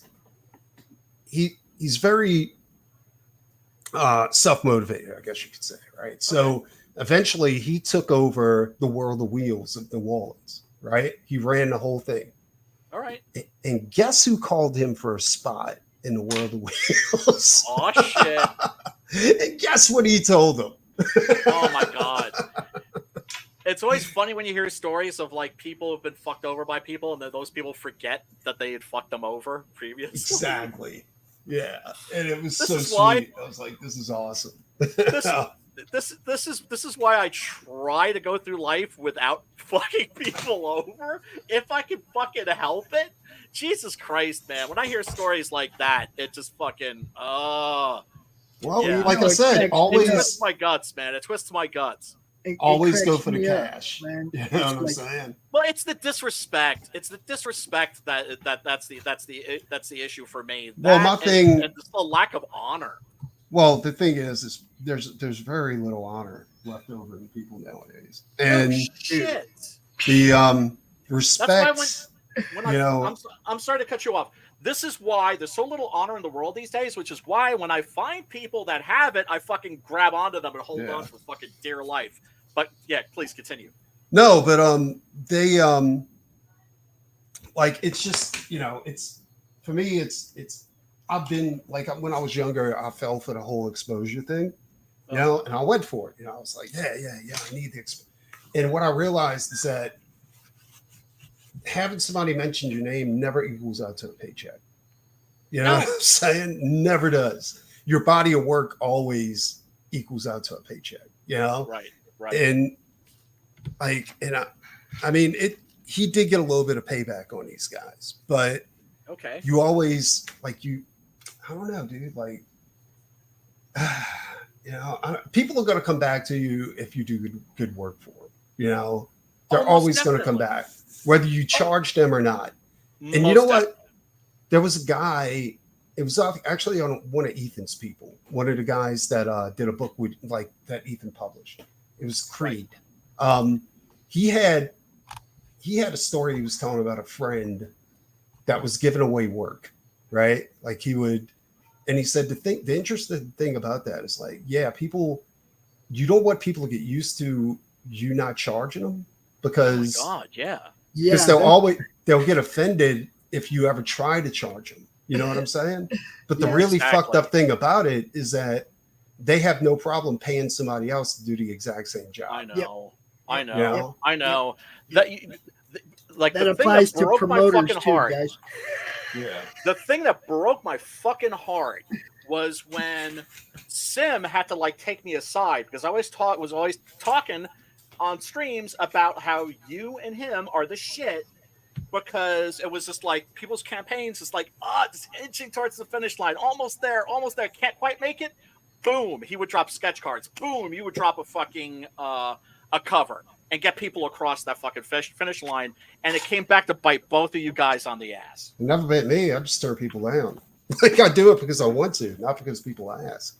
Right. But I mean, it certainly bit Simon on the ass. And why? I'm just what happened? I don't understand. Just like people then just expecting free art and then getting mad when he didn't provide it. Well, no, I had that same problem, but people have to understand. This is if I like a project, I'll do it, and that's if I have time to do it. It's not, but we still have to eat too. Yes, yes, exactly. But it's just when he told me that, and he was like, "Dude, you gotta not say that about us anymore." Yeah. I was just it broke my heart. I was just like, that's what you guys get for your generosity of spirit. It's just fucking discouraging. But let me put this out there too. It's not like I did anything for free. The deal I would always make with people is that if they do use it, they have to help me sell the original. You know what I'm saying? So I'd always make money. It wasn't right. That's smart. Yeah, everybody wins in that scenario. Well, it's like this, guys. Like what I do, the currency that I deal in, which is free, obviously, is exposure. What I do is try to get people seen. That's what this whole network is about. Yeah. That's what half these shows are about, is getting people seen. But I don't charge people for it. And when I see people out there charging people to be on their shows and shit, it drives me crazy. People charge people to be on their shows? Dude, who's been doing that? It's horrible. Okay, but I mean, even the people that charge somebody to promote their campaign. Hold up. Even the people that charge people to promote their campaigns. Okay, you can't guarantee that anybody is going to buy that book because that's not a guarantee. Who's charging people to promote their campaigns? I really need to know this. Who's doing that? Dude, every campaign, people get flooded with emails from people. Hey, man, pay me this. I'll promote your campaign. And I could name names. Okay. Yeah. I could name names. It's horrible. It's like you're. Can you name names on the air, or is it something off the air? Check it out. Hold up. Let me talk, guys. These guys can make $2,000 on a campaign.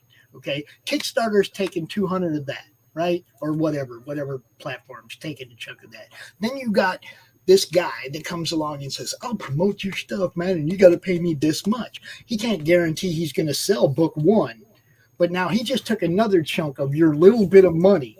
Right. Okay. And he can't guarantee, I can't guarantee you nothing. And I've been doing this for 4 years, damn near daily. Okay. I don't guarantee anybody anything. We have some good shows where we have some good launches and stuff, and people sell some books, and that's wonderful. And we have, but we can't guarantee you that anybody's going to reach in their wallet and buy your book because they saw you on our show. Dude, I really want to know who's charging people to go ahead and promote their, like, have them on their show. Like, that's crazy. There's a few. There's a few. It's horrible. Put a campaign, especially if you put a campaign on Kickstarter, right? I've done second chance campaigns on there many a time. Once your campaign goes live, you're going to get inundated with messages. Yeah. Really? Oh, yeah. It's horrible. Yeah, it's horrible. Like people wanting to push your campaign, or people actually saying, if you come on my show, it'll cost this much? More like pay me to promote your shit. Right. Okay. Yeah. So, I mean, I know that, but I'm saying I don't like read far. I don't read no, far. I'm talking about there's actual people out there that charge for 15 minutes to be on their show. That's what I'm talking about. That's I'm serious. Like, who's doing that? That do that. That's gross. It's on Twitter. There's people on Twitter that do that. That's disgusting. That's crazy. Do I know any of them? Do we know any of them? Well, I don't deal with them obviously because I think it's shit. Are they well known in the scene? Is what I'm saying. Like, dude. I think this is like when you were pretty much off the internet. But we got Kami Mark and this right, and his book Krishna Kid. It's one of those books where you look at it and you're like, why is this not like a huge hit? Why is this not like at least I mean, it took forever for him to hit like 10K on that campaign, and it should have been like like 30 or 40 because it's the idea is brilliant. We got him funded on this stream, and I got a dopamine hit that was like oh, this is awesome, this is so cool. I mean, he would have gotten funded anyway, right? I'm convinced, right?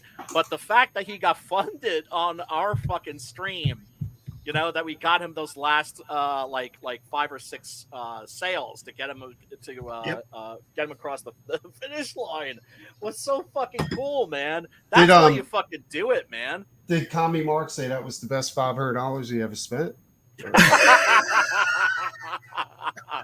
See, that's the thing, man. Nobody that's always my attitude when it comes to people having me on their streams, or if I can help somebody out, nobody owes me shit. Nobody owes me shit. You have to have a pay it forward. You have to have a pay it forward attitude because that benefits everybody. I really want to know who's charging people to be on their show. Well, I really want to know. Name names, Pops. Gonna name names. No, I'm not gonna name names because they know they're shitty. I'm not giving them airtime. I might send you from now on when I see one of them stupid ass drop a link or drop something on Twitter that says, "Hey, I'm booking and it's this much for fee. If you want to pay for fee, I'll make sure I forward you the link, bro." Wow, so they're open about it. Oh yeah, it's totally. They're totally open about it. Okay, it's still that's something you can't keep under wraps for too long. Okay, you know what I'm saying? Well, that depends on how powerful you are. Look, I do this all day, every day. You guys know that. I don't charge nobody shit. Come on, man. I put in hours and hours to promote what people do, and I don't charge nobody shit. And when I see somebody charging people, it just makes me want to puke. Yes. No, it's correct. I honestly don't see a problem charging people, but I mean, in this case, if it's open, how are you guaranteeing that they're going to make any type of money? This is what I'm saying. That's what I'm saying. You know? To me, it's a grift. You can't guarantee them nothing, and you're taking some of their money that you might not help them make a dime, but you just took some of the money that they made on their own. You're a piece of shit. Yeah, I agree. Now, if you hire them to do something like push Well, your that's what campaign they ask or you to something do. like that. That's what That's they different. ask you to do. Like, so you relax and then they go ahead and just do That's so post all gross. day. That's different, you know, but Right. just for a spot on the show, it's not See, Bancroft, is it? Look, I have an audience. I have an audience Goddamn, for Michael. this, and I can't Michael. guarantee it. So how can somebody who doesn't even have an audience for it guarantee it? Yeah, No, that's I'm insane. just fucking around. I know it's not Bancroft. I'm just saying. It's like what Never. I've been doing. He is Australian. I mean, remember, it's a continent that was founded by, colonized by Criminals. Oh, Jesus Christ. Yes. I just, we like you to know, we like to man. bust balls here. It's just the exposure thing, okay? Exposure, like you guys say, it has Expose my this much fucking value, cock to right? them. Yeah. It has this much value. That goes for these guys running shows too. This isn't a career, guys. This isn't a career. Okay. Yes. You got to get to the million viewers and all that shit before you're gonna fucking make a career out of doing this. And then maybe you can guarantee somebody and charge them to be on your show. But when you have less viewers than I do, when you have less subscribers than I do, when you don't have 4 years behind you doing this and you're coming out fresh acting like you're somebody and charging people, Yeah, that's pretty gross. Dude, Pretty gross. I'll be straight with you. At least The it's only honest. person that really should be that could charge people is maybe Ethan, because Right. Eric, those guys. when I was could- on his they don't show, need to, there was right? when They I don't was need on his show, I made like fucking $3,000 or $4,000.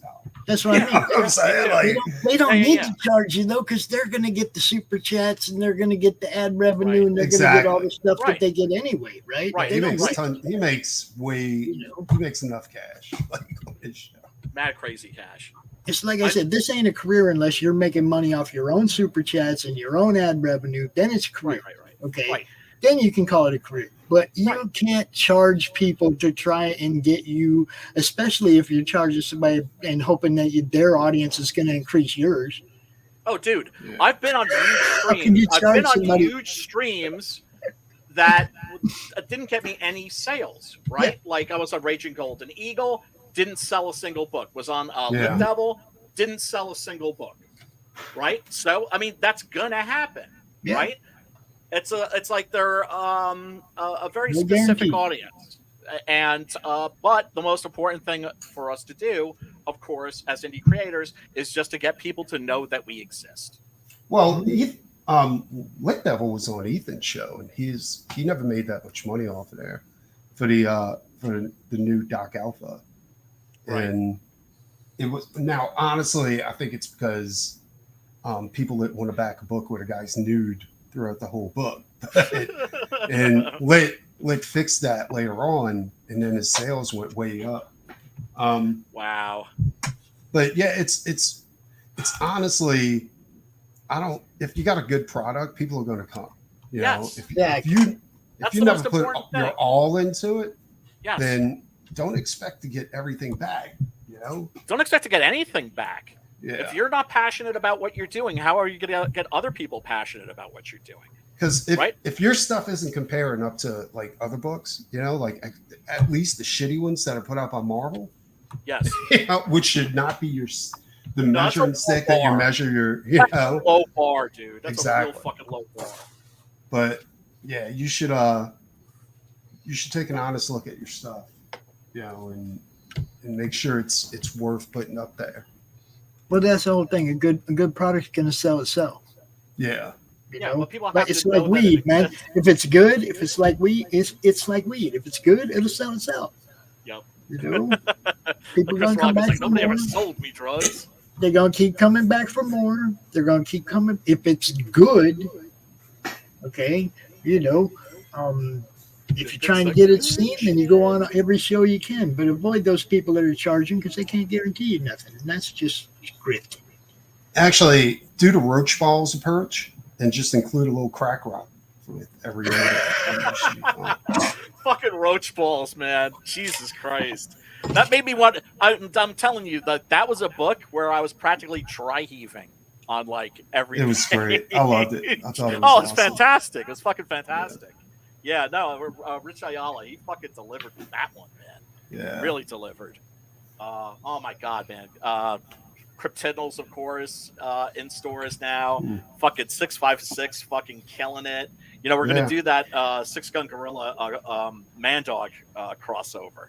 You have to tell me what Cryptidals was like. I never got a copy to read. No, you're kidding. No, what are you, dude? Are you kidding? Are you kidding me? Of course not. No. Oh, no, God damn it! They kind of fucked me on that one. Oh, God damn it! Well, we gotta rectify that. We gotta sort that shit out. We gotta sort that shit out for sure. I don't think that shit's gonna get sorted. But anyway. No, it's just a misunderstanding, miscommunication. You know, that happens. Yeah, but it was, you know, it's like you got to really get to know people. It was just like you and Sim finally got to really bond and get to know each other. Before that, you know, it's not that there were any bad vibes or anything like that, but I remember just like, you know, Sim saying to me, "It's like I really don't think he knows me." Nah, Sim's you know, always you were making, yeah, but you. Right, but you needed to get a chance to actually to Sim's really been helping me out a lot, like helping me speed up a bit with doing some thumbs. Dude, he did all the thumbs for the Six Gun Gorilla stuff. I know, and those are turning out fucking beautiful, and I can't wait to see more. The combination of you and Sim is fucking fantastic. I mean, you know me. I'm a Sim stan. I can't say enough nice things about that dude. You know, is he paying you to No. I will shill. I will shill for people like you. I will shill for people like him. I will always shill for people like Matt. People that are just fucking. How much are you charging Sim to go ahead and do all this promotion? I should actually. You know what? Fuck that. I want some free art. That's what I want. God damn it! I'm entitled to some fucking sketch cards, some fucking alternate covers, variant covers, all that shit. You can always John Burns him. So it's oh, what a scumbag. Yeah, he's one of those guys that I admire as an artist, but if I saw him at a convention, I would just make sure to let him walk on by. I got my John Burns story where he trashes everybody. And he was worse than Neil Adams at some point. But Neil Adams is constructive, supposedly. I know John Burns was never constructive. Yeah. Right, that's different. If somebody's being like a curmudgeon and just actually trying to motivate you by being raw with you and pointing out everything that you're doing wrong or whatever, that's okay. But if they're just doing it just to fucking, you know, blow your light out to make theirs burn brighter, that's different. Yeah. Nah, John was he was a dick, and everybody knew it. Like even the other comic professionals at the show. He's supposedly a dick. Crazy. Kurt Busiek, one of my favorite writers, is supposedly a real fucking asshat. Really? Yeah, he was a dick to me, like for no reason on Twitter, but I was like, that's the internet. Then I heard people's stories about meeting him at conventions, and I was like, damn. Oh, it was that bad? Yeah. Him and another one, Mark Waid. Not surprised about Mark Waid, of course. I never met Mark Waid. I don't think I want to either. Supposedly a real asshole. For some odd reason, it seems when those guys hit the big time, like they kind of just forget where they came from. They get the golden asshole ring or something like that. I don't. Well, you know what it is. The golden butt plug. You know what it is. They mark themselves. Right? This is what I always compare it to. It's like in the professional wrestling world, that's a term, marking yourself. Because the fans they refer to as marks. And marking yourself is when you start to believe your own hype, when you start to get high off the smell of your own farts, where like people have blown so much smoke up your ass, you're like, you know what? Maybe I am God. Maybe I am like the shit, you know? I think that's exactly what happens to people like that. I think you might be right. Own hype. They start to believe their own hype. Like I remember hearing a story from, not that I'm a fan really, but the singer of Coldplay was just like, had like the #1 single in the world, and they went to like this little town somewhere like in Europe or like, you know, in Spain or somewhere, but some little town, some little village. And he was just like, yeah, it's me, everybody. Yeah, we don't know who you are. Like, it's me. I got the number one song in the world. They're like, yeah, well, we haven't heard it. And that like slapped some sense into his head, and he was just like, okay, yeah, I was acting like a dick. I was starting to get high off the smell of my own farts. But that's the thing. I could imagine how easy it could be to fall into that trap, right? But then I would think that like cool people or smart people would then course correct, right? But I think those are motherfuckers that don't course correct, and they just keep I don't know, falling for believing their own hype. And, no, I've seen it more than once. Like it's dude, crazy. Even in the minor leagues, people think that they're better. Oh yeah, for sure. That's why when I saw fucking Simon Bisley at the East Coast Comic Con, I was like, that motherfucker keeps it real. Yeah, it was disgraceful. People doing fucking shots, passing around fucking beers. Oh, it was great. I love Simon. Simon gets fucking hammered. Dude, he's at a show. I just like, it was crazy because like my table was in a position where I could see what was going on at his, and I was just like, God damn, like that dude knows how to treat his fucking fans. That was great. Like, fucking, I remember you telling me a story about like partying with him at his table and looking over his shoulder and seeing how he did an effect. Right? I wasn't partying with him. We were. I was just watching, just do commissions, and it was right. I had a booth party at his table. No, it was afterwards at the hotel. Oh, okay. And everybody was sitting around the courtyard, and I guess he was trying to act on his chick or whatever. And we were all. I brought a bottle of Christgau vodka. Yeah, and yeah, I remember. Other people had. Oh no, there was liquor, and it was just getting passed around. Yeah, but yeah. Like, Simon, didn't you black out just as you were getting like that skull vodka? No, Simon left early. He left around 12 o'clock or something like that. Okay. And we just hung out and just talked for the rest of the night and just kept getting hammered. Before we knew it, it was like 4 a.m. and we had to get ready for the show. Oh no. And then I had to drive back to Louisiana, and we were in Houston. So it was actually a 7-hour drive or something like that to come back. And on no sleep, so I got like an hour of sleep. Oh, and that's brutal. And then had a tough out the day, do commissions and all that kind of stuff, and then try to drive home. And one of the fans that him and his wife went to take us out to eat at this Vietnamese bar, and I was like, not a bar, it was a restaurant. And I was like, I don't know, I'm really tired. And they're like, oh, come on. I was like, all right, fuck it. So went, the food was amazing, but then I started passing out at the table. Yeah, Vietnamese food's really good. I was like, nah, we got to go. So I drove back, and it was, dude. How old were you? I was in the 40s, I think. I was like, oh my god, because you can do that shit in your. Oh my god, dude, because you could do that shit when you're like in your 20s. No, and that's what I was like. I can't do that anymore. Oh, no way, man. That's what I'm saying. Like, you were in your 40s? Ow. I've always done shit like that, though. Like, when I was in my early 30s, I started martial arts and stuff like that. Yeah. Late 20s, early 30s, where most people are like, I'm not doing that shit anymore. Like, right.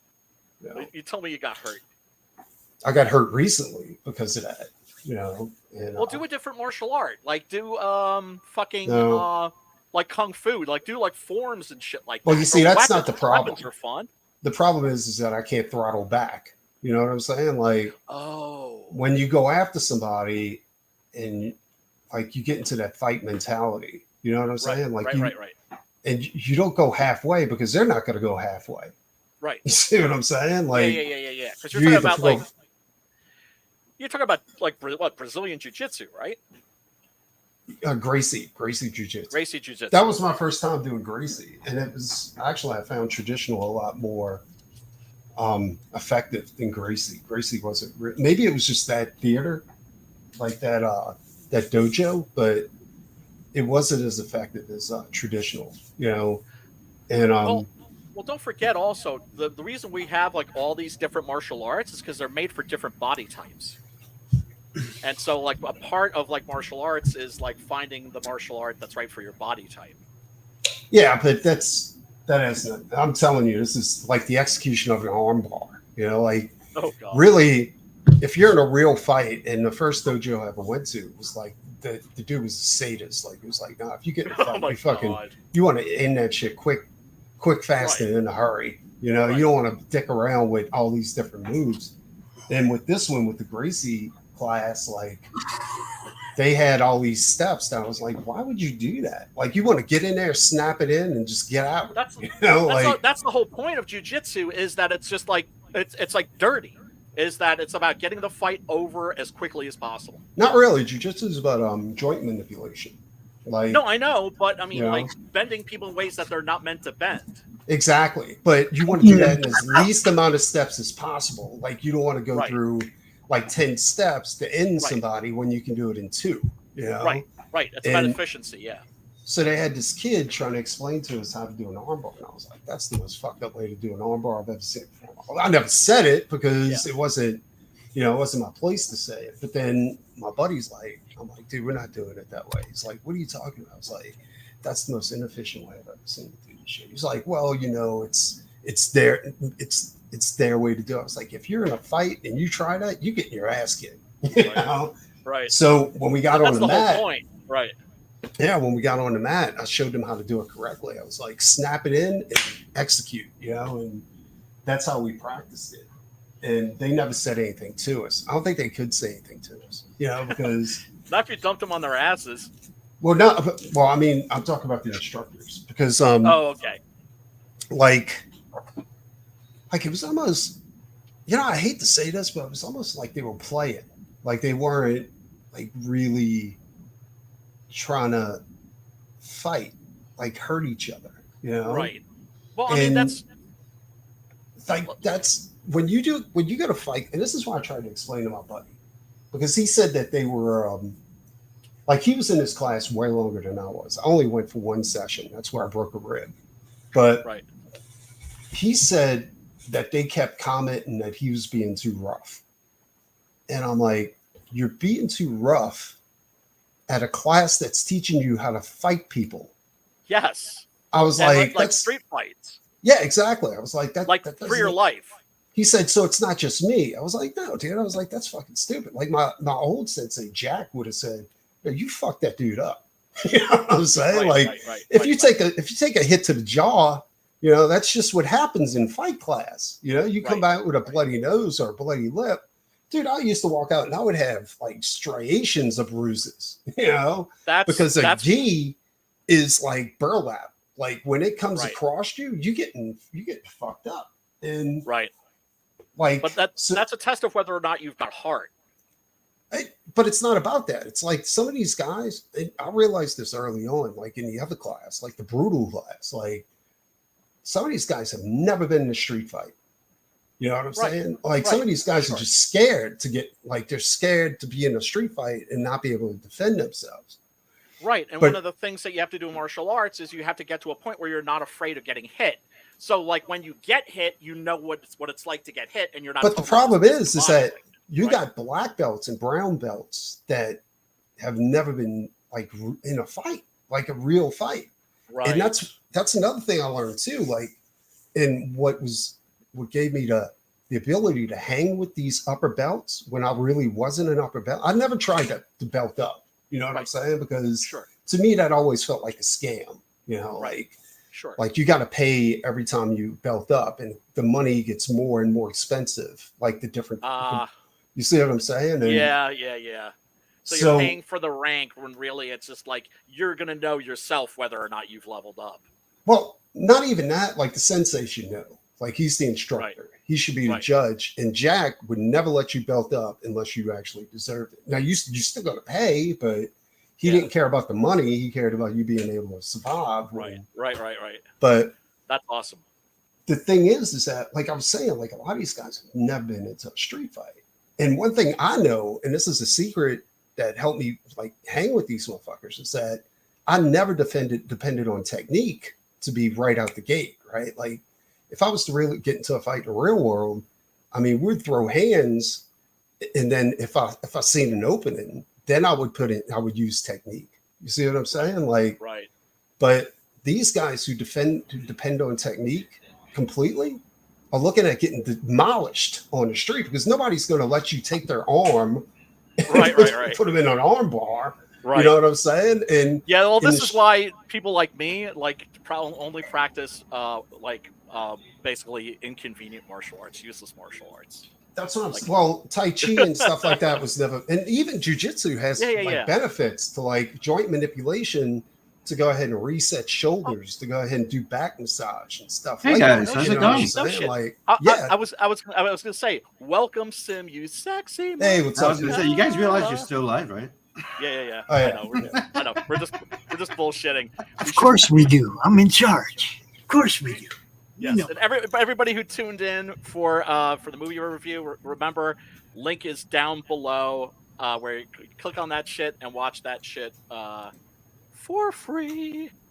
And Sim, what's going on, man? Yeah, not much.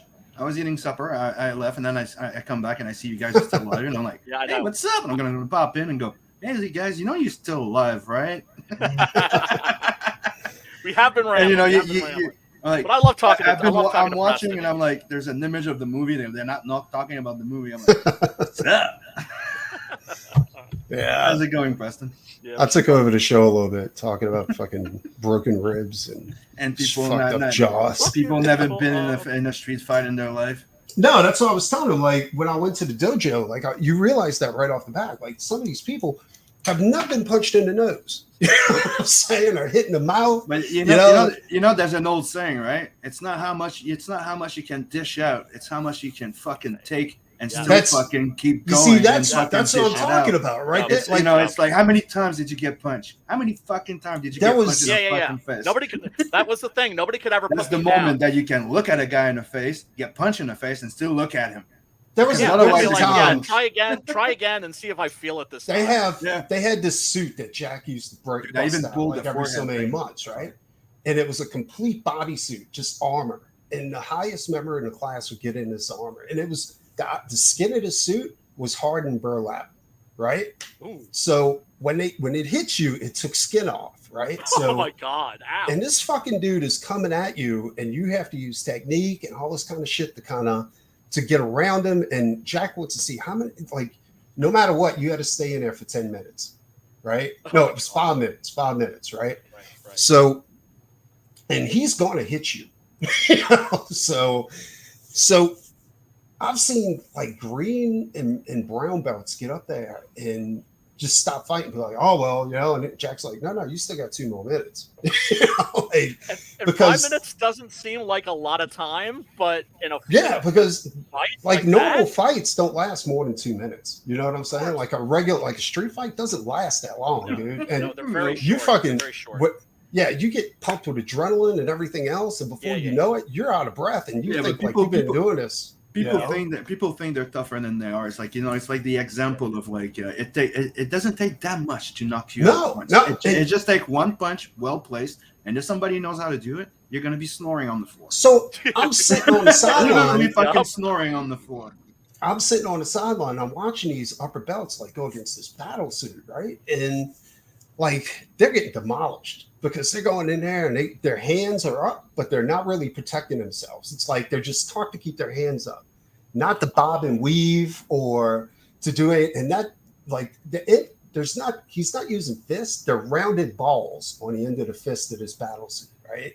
And it's hardened burlap. So he's coming in and he's going right through their hands and just punching them right in the mouth. Yeah, fuck that. Fuck that.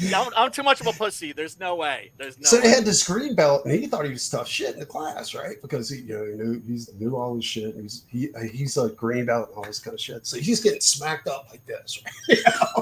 And he's like, and he turns around and he's like, oh, that was fun. And Jack's like, no, you still got 10 more. You got 2 more minutes. And he's like, what? He goes, oh yeah, get back. And I was like, and I started realizing, I was like, these motherfuckers don't know how to fight.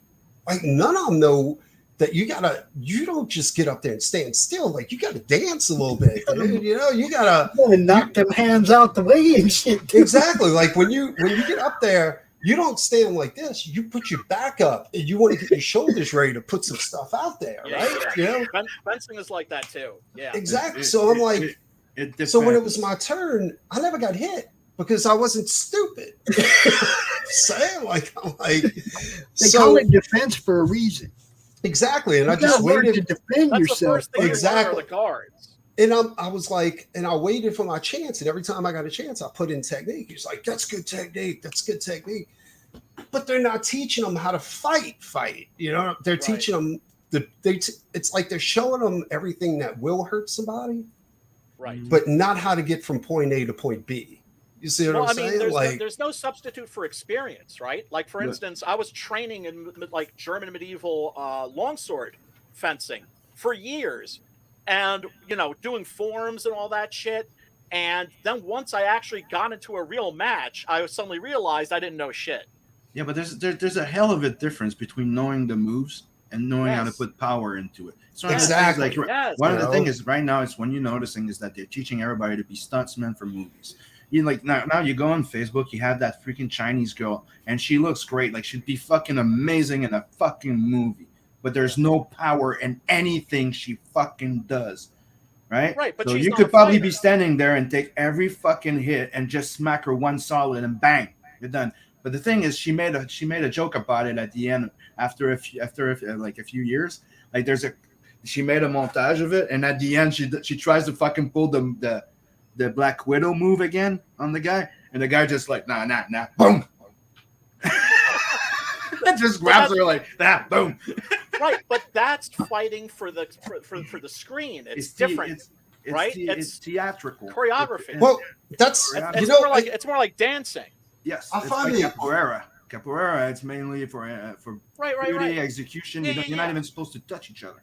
What even freaks me out even more than all of this stuff. You actually lose points when you touch the guy. Like people nowadays, like a lot of younger people are like so disrespectful. You know what I'm saying? And because they don't expect to get hit in the face. You know what I'm saying? Like, and the problem is that people don't like. I guess people don't want to hurt them, but maybe they never ran across the right person yet to go ahead and teach them. Like, you're not supposed to talk to people like that, or you're not supposed to act that way. Here's the thing. If you only fight competitive, you're not supposed to be hurting the other one. Oh no, dude, that's absolutely not true. I've seen people stick thumbs out. That's what you're doing. Karate, you don't really hurt each other. You don't go punching yourself. It's that's because fucking MMA. Well, that's because karate. And there's a difference between martial art in school and MMA. I'm telling you, karate and taekwondo they're kind of a game. You know what I'm saying? Like score a point. Right. But there's been jujitsu matches and Krav Maga where people actually spit teeth out, dude. Like it's not a joke. That's where the MMA comes arms from, get no. This isn't MMA. This is competition where people get their arms dislocated and stuff like that. But that's what you signed up for. You know what I'm saying? No, I understand. Like, but if you signed up for that, then you're a fucking maniac. If you signed up for that, you're a fucking lunatic. Because me, when I was doing competition, it's about gaining points, not about breaking the guy's face. Yeah, but when you practice a deadly art, there's going to be deadly shit that happens. I'm gonna interject real quick. Okay, the guy that taught me what to do with these right here. Yeah. Sai. He taught me two things: block and strike. He didn't teach me how to flip them around and make it look pretty. He taught me how to block and how to strike, how to defend myself holding them, and how to use them to hit people. That's all he taught me.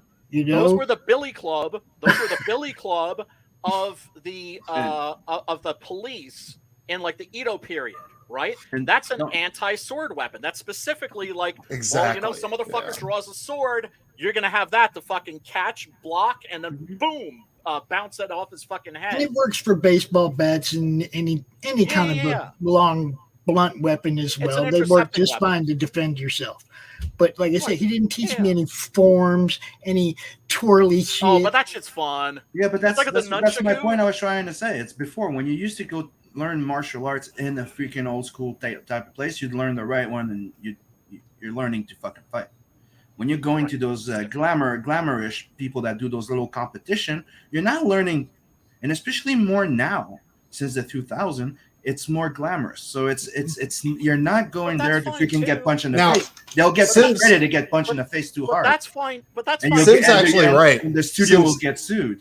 Sim's no, it's not about that anymore because you have to sign a waiver before you even go to first class. But I'm telling you right now, Sim's right because now it's very hard to actually learn a martial art from these studios because you can just buy a belt. Like they'll tell you that. Like you go for a few classes and then you give them enough money, they'll give you a belt. Yep. You know what I'm saying? Like, right. And then you can strut around with your black belt and be like, I'm look, why do you think you see run a video on YouTube of people they're like black belt almost or like brown belt or something? Oh, you're talking about the Bushido videos? And you see that there's karate, there's a whole bunch of them. And you see them like they can barely fucking move, there's no power, there's no nothing. You're like, you're fucking paying for it. Well, but then you look at somebody like Cynthia Rothrock, right? Who was fucking, by the way, if you ever watch a Cynthia Rothrock movie, don't watch the American ones, watch the fucking Hong Kong ones. She said working with those motherfuckers that they were hard fucking core. Mind you, she's just a exhibition. I see a dog. Oh, he's gone. Oh, I still see his tail. Now he's gone. Loki cold chilling in the background. Yeah. But it still requires a sick amount of strength to do the shit that she was doing. Well, right? It's just that she wasn't trained as a fighter, but that's why, you don't want necessarily a real fighter for a martial arts movie. It's designed. Well, actually, you do because it takes power to do gymnastics, and that's all they're doing. It's technically gymnastic. Well, here's the thing. There used to be a saying. My first sensei always said this. He was like, if a white belt hurts you, it's an accident. If a black belt hurts you, it's on purpose. Right. You know what I'm saying? Right. So there's no mistakes when you hit that belt. You know what I'm saying? Like, right. So you want a real fighter to be in a martial arts movie because they'll do it and they'll do it safely. But if you get somebody who doesn't know what they're doing, they can hurt you and they will. Or get hurt. Dude. You remember Roadhouse? They would take some bumps. Here's an example. Do you remember Roadhouse? Yeah. Yeah, of course. Patrick Swayze? Yeah, dancer. You never did any martial art, and the only reason he could pull it off because he pulled some ballet, right? Yeah. That's my point. I'm trying to. I was telling you before. Cool. It's what you're seeing right now is that they're not really doing martial arts, like doing gymnastics, but it looks like martial art. But they could, but they need to. They need to learn to throw some power in that fucking kit. Like it's obvious that people are flipping themselves. Steven Seagal used to make it a point. Yeah. Steven Seagal used to make it a point. Personally, the one I practiced the most, I touched a few. I did boxing, Thai boxing. I did a little bit of, I touched a bit there. But the one I really that worked in was judo. I really fucking like judo, and dude, it does not forgive. I'm sorry, like it's one of my favorite ones. Like I was saying about like how like different martial arts are for like different body types. For your body type, judo would make a lot of fucking sense. Using people's weight and momentum I put down a black belt in 5 seconds. That doesn't surprise me. What I did is I grabbed them with the arm and leg key, bang, bang, bang, and like I said, I used to leg press 750 pounds. Oh my god! So the guy was like, "Fuck off, Christ. I'm done." Like he tried to grab my pack, and I just went. You go. Another person that if you really want to know a lot more about this, like you should talk to Scotsman. Scotsman used to train, and he was pretty good from what I understand. Like he wasn't too bad. He actually trained at an actual Gracie class with a Gracie. You know what I'm saying? So, yeah. Fellas, I got a book. I got to get some nom-noms in my tum-tums. So fucking cool hanging out with you guys. We need to hang out offline sometime very soon. We also need to get together sometime and watch this on the fucking I know, you keep saying that. I'm on the Discord. You don't show up. I know. I've been bad. Because then I always have other plans. I always end up like I'm playing video games. And I realize it's like 1:00 now. I know. I see it on Discord. I'm like the motherfucker's like, I want to watch this movie. When are we watching the movie? I go, let's meet on Discord. He goes to play. I'm like, oh motherfucker. I know. I'm watching Futurama. Terrible. I'm gonna be trying to be better about having my Discord on them. But any ideas or suggestions for a movie for next week? Did you guys do Wolf Cop? No, but that's a piece of shit. The first one? I was about to say that's terrible. I enjoyed the first one. Yeah, not It's to me it has that B-rated movie that's funny, and you should probably do some movies that you don't like on your freaking stream. It would be funny. I've been wanting to do like, oh god, the one I've been wanting to do the most. Did you ever see Officer Down? I don't think so. It's based on a comic book from Image Comic by Joe Casey and Burnham. Really? It's a B-rated movie. It's very low budget. It's a fun watch. It's not like wow. It's a fun watch. It's called Officer Down.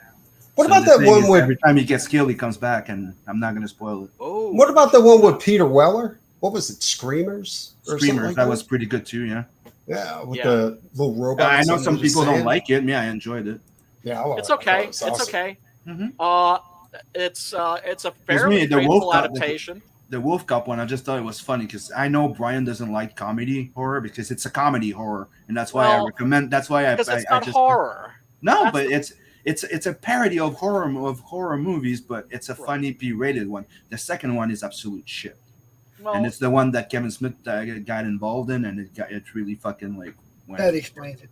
Yeah. It's fucked up. The first one was a fun watch though, but you have to enjoy parody of horror. You know what I mean? Like I really love Evil Dead 2 and Army of Darkness, and it's the type of approach of a werewolf that you go see. So his first transformation, he's peeing, and you see his fucking dick turning into a fluff. Type of thing. Like it's a parody. It's meant to be a joke. Yeah, and the it's not great. I don't count it as a horror movie. I just call it as a comedy. Yeah. To me, it was kind of like Iron Sky. It's like you have these movies that that was good. Yeah, Iron Sky was good. They're movies that are trying to be cult movies, and some of those succeed. Like Kick-Ass, for instance. I think that's a movie that's trying to be a cult movie that actually succeeds at being a cult. I think it was Kingsman 1 like more than Kick-Ass, but. The first I like Kick-Ass. The church scene, I think that went like that brought it to the cult classic type of thing because everybody remembers that freaking church scene. Oh, for sure. With Freebird. Yes, that is definitely great. With a nap on the phone that drives everybody insane into violence. Yeah. Same director, actually. Yeah. Second one is meh. Yeah.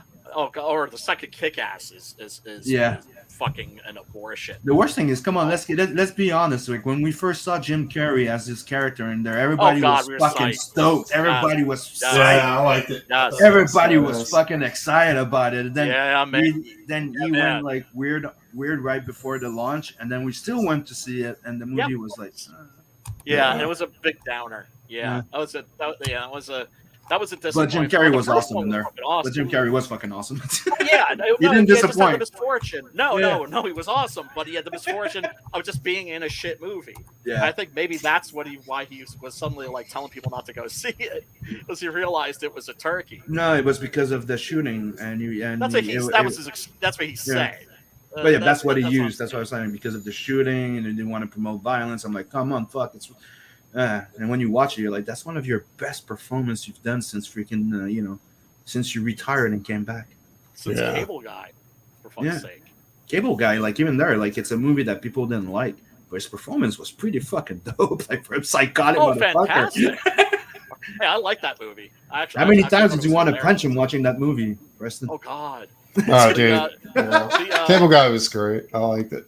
The medieval times scene? Yes. With the Star Trek.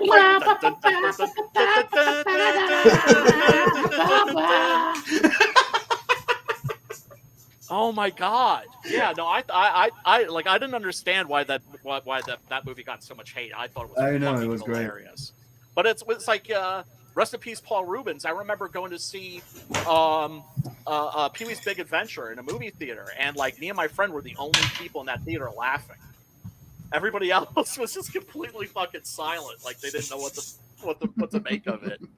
But that happens sometimes. All right, Loki's bugging the shit out of me. I gotta head out. You guys take it easy. Hey, good seeing you, brother, man. Later, Preston. You too. And I got a boogie to get some nom-noms. Sim, tell these fools where they can find you. You can find me everywhere on YouTube under Sim_Imslayer, on all social media for the same thing. If you don't, just add Potier at the end, but that's hard. Too much work. Pops, tell these fools where they can find you. You can find me here at the Madness Comic Network. And everybody, you can find me at Brian Christgau on the Facebooks, at Brian Christgau on the Twitter, on the YouTubes. It's always the same thing. But yeah, Pops, are you going to take us out with like trailers and shit? Yeah, I got a couple. Okay. Sim, I'm gonna catch you on the flip side. Yep. And later, everybody. Until we see you again next week. Peace and love and metal.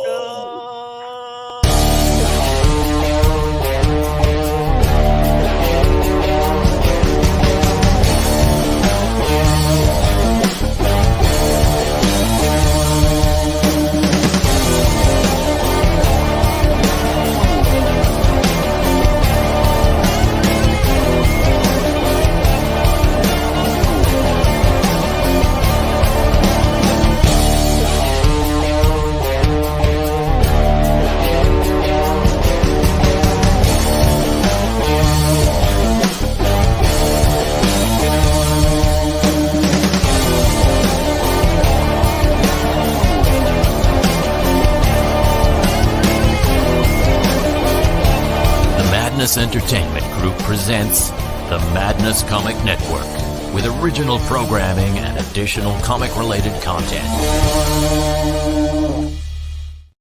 The Civil War was America's bloodiest conflict. Over 500,000 died to preserve national unity. When the war ended, Confederates like Harley Brogdon headed west, shooting game for the Army and gambling. When a card game turns deadly, Harley shoots in self-defense, killing the card sharp who threw down first. Wilfred Knorr, the card sharp's wealthy father, will stop at nothing to see Harley hang. Harley flees to Cobb's Gap, an old silver mining town at the foot of the Rockies. A remarkably peaceful town, especially after dark. But the sheriff harbors a dark secret, and no one dares go into the mines anymore. Cobb's Gap is full of secrets. People speak in hushed tones of something in the mines.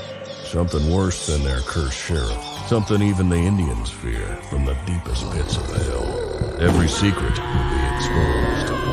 Bronze Star. Order your copy at bronzestarcomic.com.